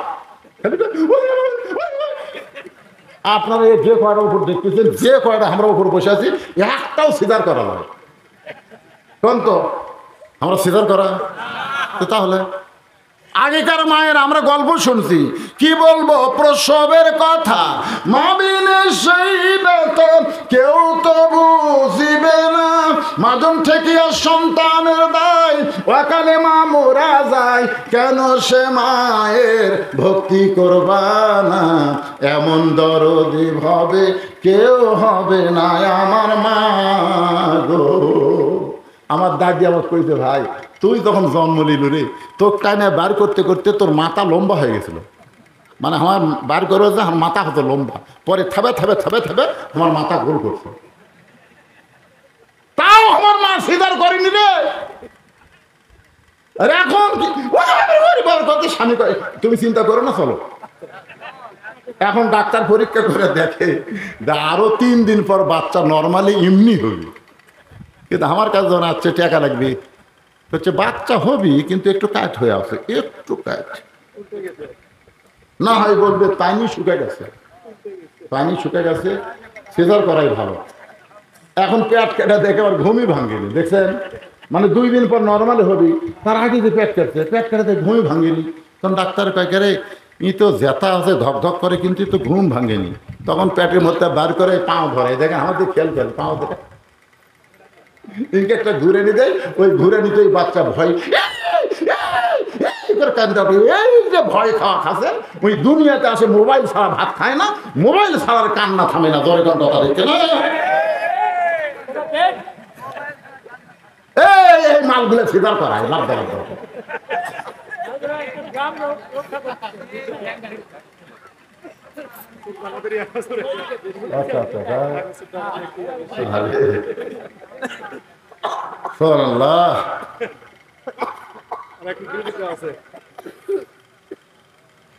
না আর বেশি সময় হবে না, বুঝছেন? আপনাকে বিরক্ত হচ্ছেন ভাইজান। কখনো মাসাদিকিন ওসমান গুনে রাখার হাতটা ধরে বসে আছে, কিছুক্ষণ পরে মুয়াজ্জিন আকামত শুরু করেছে। জামাতের যখন সময় হয় তখন মুয়াজ্জিন সেটা দেয়, তার নাম কি? আরো জোরে আকামত মানে কি?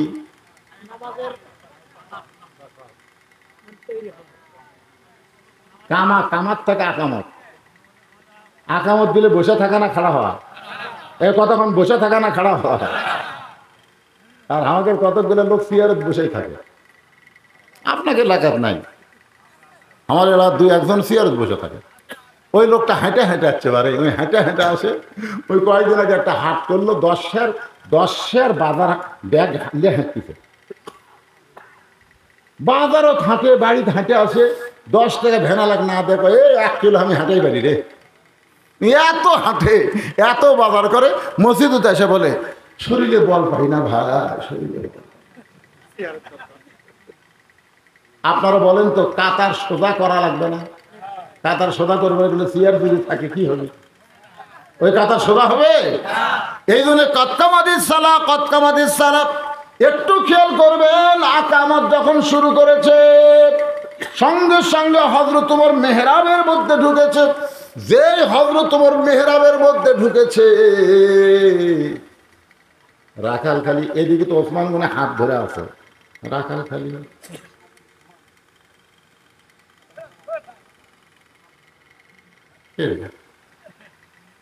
তো ঠিকই তো আমি তওবা পড়াছি রে,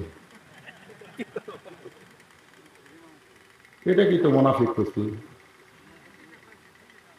এটাই তো একই সাইড করে।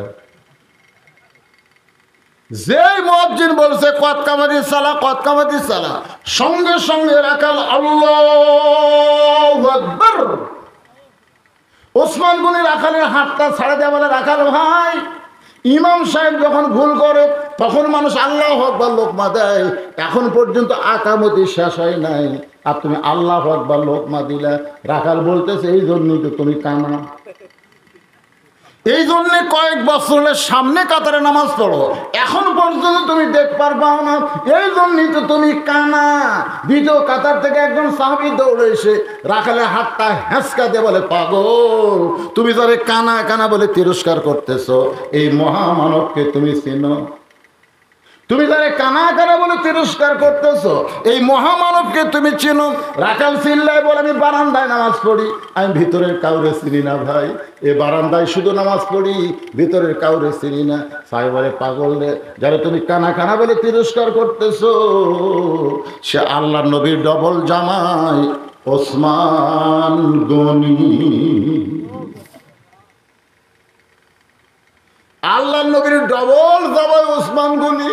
রাখাল খালি ছোট বাচ্চার মতন কান্দে, এই জন্যই তো আমি বারান্দায় নামাজ পড়ি। আমি এ কথা কোন থাকবে? আল্লাহ রাসূল বলেছেন, সর্বশেষে যেই ব্যক্তি মৃত্যুবরণ করবে, কবরের অন্ধকার ঘরে তাকে 50,000 বছর থাকা লাগবে। এখন 50,000 বছর অন্ধকার কবরে কেমনে থাকবো? আল্লাহ রাসূল বলেছেন, যে ব্যক্তি দুনিয়াতে আল্লাহর সঙ্গে সম্পর্ক করে কবরে যাবে, তার কবরকে আল্লাহ তাআলা জান্নাত বানায়া দিবে। তাহলে এই কোরআনের মাহফিল সম্পর্ক কার সাথে? জোরে বলেন, কার সাথে? একটু অন্ধকার হয়েছে আর লাভ দেউছেন। আচ্ছা, অন্ধকার আপনি কোথায় যাবেন? বাড়ি যাবেন? অনেক মানুষ বাড়ির যাবার চায় হাসপাতালে যায়, জানেন? অনেক মানুষ বাড়ির যাওয়ার জন্য মোটরসাইকেল ছাড়ছে, ওরে কেমাতার যা পড়ে যায়, ও বাবারে মারে, পরের বাড়ির যাওয়া হয়নি, হাসপাতালে যাওয়া লাগে। আমার জীবনে বহু দেখছি। তড়িঘড়ি পাড়াপাড়ির দরকার নাই, ওয়াজ শেষ হয়ে গেছে। কারণ 12টা পর্যন্ত আমি ওয়াজ করি, 12টার পর ওয়াজ করি না। কারণ বিজ্ঞাপনে যে তারিখ থাকে, এই তারিখ পর্যন্ত আমি ওয়াজ করি, তারিখের পরে ওয়াজ করি না ভাইজান। এই জন্যেই 10টার সময় তুলে দিছে এক টানা। আজকে এখন আজে বাজে গল্প আছে।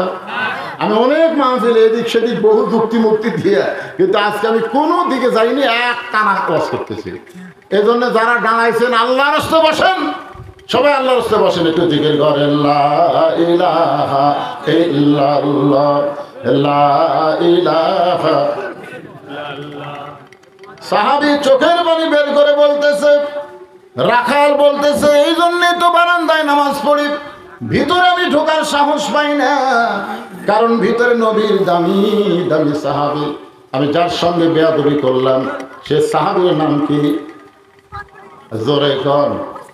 ওসমান গনি। এই যে আপনারা বললেন ওসমান গনি, এই গনি ডিগ্রিটা এমনি এমনি না। একদিন আল্লাহ রাসূল বলল, ওসমান, আল্লাহ তোমাকে কত সম্পদ দিয়েছে ওসমান, তুমি কি তার হিসাব দিবার পারবা? ওসমান বলতেছি, ইয়া রাসূলুল্লাহ, একটা হিসাব আমার কাছে আছে। বলে, কি হিসাব? বলে, আল্লাহ আমাকে যত সম্পদ দিয়েছে, এই সম্পদ রাখার জন্য যে গুদামগুলো আছে, এই গুদামে তালা দিয়া চাবি টানার জন্য একটা উট আছে, এই উটটা চাবি টানতে হিমশিম খেয়ে যায়। আপনার বুঝতে পারলেন না? মানে আল্লাহ আমাকে এত সম্পদ দিয়েছে, সেই সম্পদ যে গুদামে আমি রাখি, এই গুদামে যে তালা দেই, এই তালা দেওয়ার পরে ছোড়ানি চাবি টানতে একটা উট হিমশিম খায়। এখন চিন্তা করেন কত সম্পদ।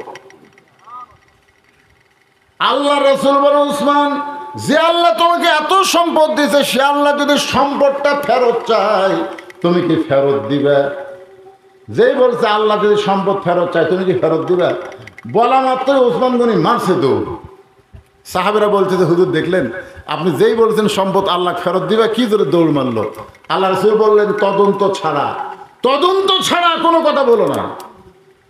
কিছুক্ষণ পরে ওসমান গনি ওই উটটাকে, যে উটটা চাবি বহন করে, ওই উটের পিঠে চাবি সহ উটটা এনে নবীর হাতে উটের রশি দিয়ে বলতেছে, শুধু গুদাম না, শুধু গুদামের খাদ্য না, শুধু গুদামের তালা না, এই তালা বহনকারী, চাবি বহনকারী উটটাও আমি আল্লাহকে দিয়া দিলাম।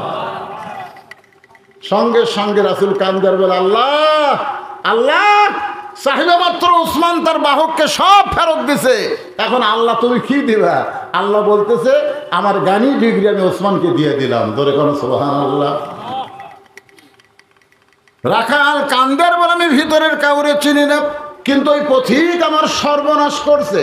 আঙ্গুল দিয়ে ওমর ফারুকের দিকে তাকায় বলতেছে, ওই পথিক আমার সর্বনাশ করছে, ওই পথিক আমারে কইছে ওমরকে যদি দেখবার চাও তাহলে সামনে কাতারে নামাজ পড়া লাগবে। আমার সারা জীবনের সাধনা একটাবার শুধু হযরত ওমরকে আমি দেখতে চাই। এখন ওমরকে দেখতে এসে ওমরের মেহরাবে যদি আমি ওই পথিককে দেখতে পাই, তাহলে তোমরাই বলো আমার লোকমা দেওয়া ছাড়া তো উপায় নাই। আমি আল্লাহ আকবার লোকমা দিয়া ওই পথিককে মেহরাব থেকে সরাই দিব। ওই জায়গায় হযরত ওমরকে আমি এক নজর দেখতে চাই। হাজার হাজার সাহাবীরা কান্দে। সমস্ত সাহাবী যখন কাঁদতেছে, রাখাল চিল্লায় বলে বারান্দায় নামাজ পড়া ভালো, এই ভিতরে কেন কান্দা কান্দি শুরু হয়ে গেল? ওসমান গনি বলে, রাখাল ভাই, ভিতরে কান্দার কারণ হলো তুমি তারে পথিক পথিক বলতেছ, তিনি হলেন হযরত ওমর। গাছের গোড়া কাটলে গাছটা যেমন ঠাস করে পড়ে যায়, রাখাল তেমনি মেহরাবের মধ্যে পড়ে কাটা মুরগির মতন ছটফট করে আর বলে, ইয়া আমিরুল মুমিনিন, আমি আপনাকে তওবা পড়াইছি, আমি আপনাকে মুনাফিক কইছি, আমি আপনাকে ভণ্ড কইছি, অথচ আপনি এই অধম রাখালকে কিছুই বলেন নাই। সঙ্গে সঙ্গে ওমর ফারুক বলতেছেন, আত্তাকুল্লাহ হাক্কা তুকাতিহি ওয়ালা তামুতুন্না ইল্লা ওয়া আনতুম মুসলিমুন। রাখাল রে, তোমার এত কথা হজম করার পিছনে কারণ হলো আমি তোমার ভিতরে আল্লাহর কোরআনের আত্তাকুল্লাহ দেখেছি, আর আত্তাকুল্লাহ দেখার জন্যই আমি এত কিছু হজম করেছি। ভাইজান, তুমি আমার বুকে আসো, তোমার কপালে চুমা দিয়ে আমার জীবন আমি ধন্য করতে চাই। এখন আপনাদের কাছে আমার রেজাল্ট হলো এই হাক্কা তুকাতিহি, আত্তাকুল্লাহ হাক্কা তুকাতিহি, আর মুসলমান হয়ে যেন মরবার চাই। আল্লাহর কোরআনের বিকল্প কোনো রাস্তা, জোরে বলেন, বিকল্প কোনো রাস্তা নাই।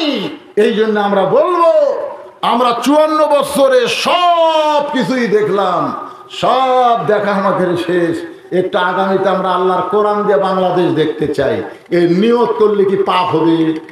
বিএনপি করেন, আওয়ামী লীগ করেন, জাতীয় পার্টি করেন, যে পার্টি করেন, মরে গেলে কিন্তু কোরআন ছাড়া কাম হবে না। ধরে কোন কথা ঠিক করবে, মরার পরে কোরআন না লিয়া যেত অবস্থায় কোরআন লিয়া যদি আমরা চলতে পারি, আল্লাহ যেন সে তৌফিক দান করে। আজকের মাহফিলের সম্মানিত প্রধান অতিথি ভাই আমার এসেছেন। উনি আমি ওয়াজ শুরু করার পরেই সাথে সাথে উনি এসেছেন। উনি বলতেছেন আমি কিছু বলবো না। ভাই কিছু বলবেন না? কিছুই বলবে না ভাই, কিছুই বলবে না। সভাপতি সাহেব আপনি কিছু বলবেন না? সভাপতি সাহেব কিছু বলবেন? ভাই কিছুই বলবেন না। মুরব্বী আমার, মাশাআল্লাহ, যার হাত দেন। এখন আমরা একটু দোয়া করে দিব। আল্লাহুম্মা আমিন, আল্লাহুম্মা আনতাস সালাম ওয়া মিনকাস সালাম, তাবারাকতা ইয়া যাল জালালি ওয়াল ইকরাম। আচ্ছা, আয় আল্লাহ তাআলা, তোমার এই গ্রামের যুবকেরা কষ্ট করে, প্রবাসীরা কষ্ট করে, মেহনত করে আজকের এই জান্নাতের বাগান লাগাইছে। আল্লাহ মেহেরবানি করে আজকের এই মাহফিল আমাদের সকলের হেদায়েতের জন্য, নাজাতের জন্য, জান্নাতের জন্য কবুল করে নাও। এই মাহফিলের শুরু থেকে শেষ পর্যন্ত যত আলোচনা হয়েছে আল্লাহ, এর মধ্যে যদি কোনো ভুল হয় মাফ করে দাও। এর যা হাদিয়া মঞ্জুর করো সোনার মদিনায় নবী পাকের রওজা মুবারকে আল্লাহ কবুল করে নাও। तमाम अंबिया केराम, असहाबे केराम, আউলিয়াই কেরাম, পীর মাশায়েখ, বুজুর্গানে কেরাম, तमाम পৃথিবীর মাটির নিচে যত মুমিন মুমিনা আছে আল্লাহ সকলের আরওয়াহ ফরহাদিয়া কবুল করো। আল্লাহ আমরা যারা হাত তুলেছি, আমাদের জনম দুঃখনী মা যাদের কবরে চলে গেছে, যাদের বাবা কবরে গেছে, আল্লাহ মেহেরবানি করে মা বাবা কবর জান্নাতের টুকরা বানিয়ে দাও। আয় আল্লাহ তাআলা আমাদের দাদা দাদি, নানা আত্মীয় স্বজন, শ্বশুর শাশুড়ি যারা কবরে গেছে মাফ করে দাও। এই গ্রামের গোরস্থানে যত মুর্দা শুয়ে আছে আল্লাহ কবরকে জান্নাতের টুকরা বানায় দাও। আল্লাহ আমরা সবাই ফিলিস্তিনের মুসলমানের জন্য প্রাণ খুলে একটু দোয়া করব। আল্লাহ রে, আজকে ফিলিস্তিনের গাজায়, ফিলিস্তিনে এত মানুষকে তারা হত্যা করতেছে, এত মুসলমান শিশু বাচ্চাদেরকে তারা মারতেছে।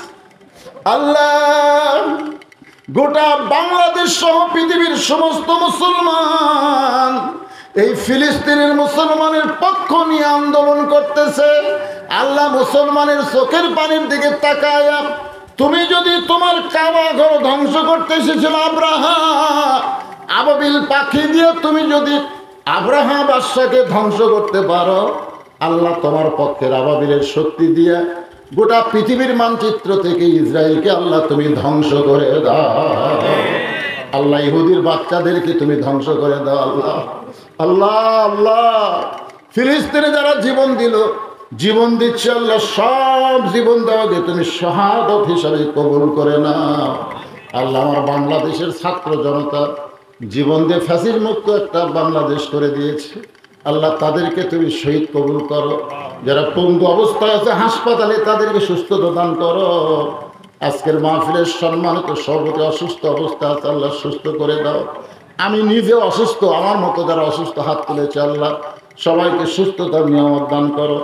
আজকের মাহফিলের সম্মানিত প্রধান অতিথি কবুল করো, বিশেষ অতিথি কবুল করো, সম্মানিত অতিথিদের কবুল করো। আমার মা বোনদেরকে আল্লাহ তুমি কবুল করো। আমার মা বোনদেরকে মা ফাতেমার চরিত্র দিও। আমার মা বোনদেরকে পর্দা নিশে আল্লাহ তুমি কবুল করো। আল্লাহ মেহেরবানি করে কে কোন নিয়তে হাত তুলেছে, আল্লাহ সকলের নেক নিয়ত নেকাজকে পূরণ করে মৃত্যুর সময় জবানে জারি করে দিও, লা ইলাহা ইল্লাল্লাহু মুহাম্মাদুর রাসূলুল্লাহ সাল্লাল্লাহু আলাইহি ওয়াসাল্লাম। আসসালামু আলাইকুম ওয়া রাহমাতুল্লাহি ওয়া বারাকাতুহু।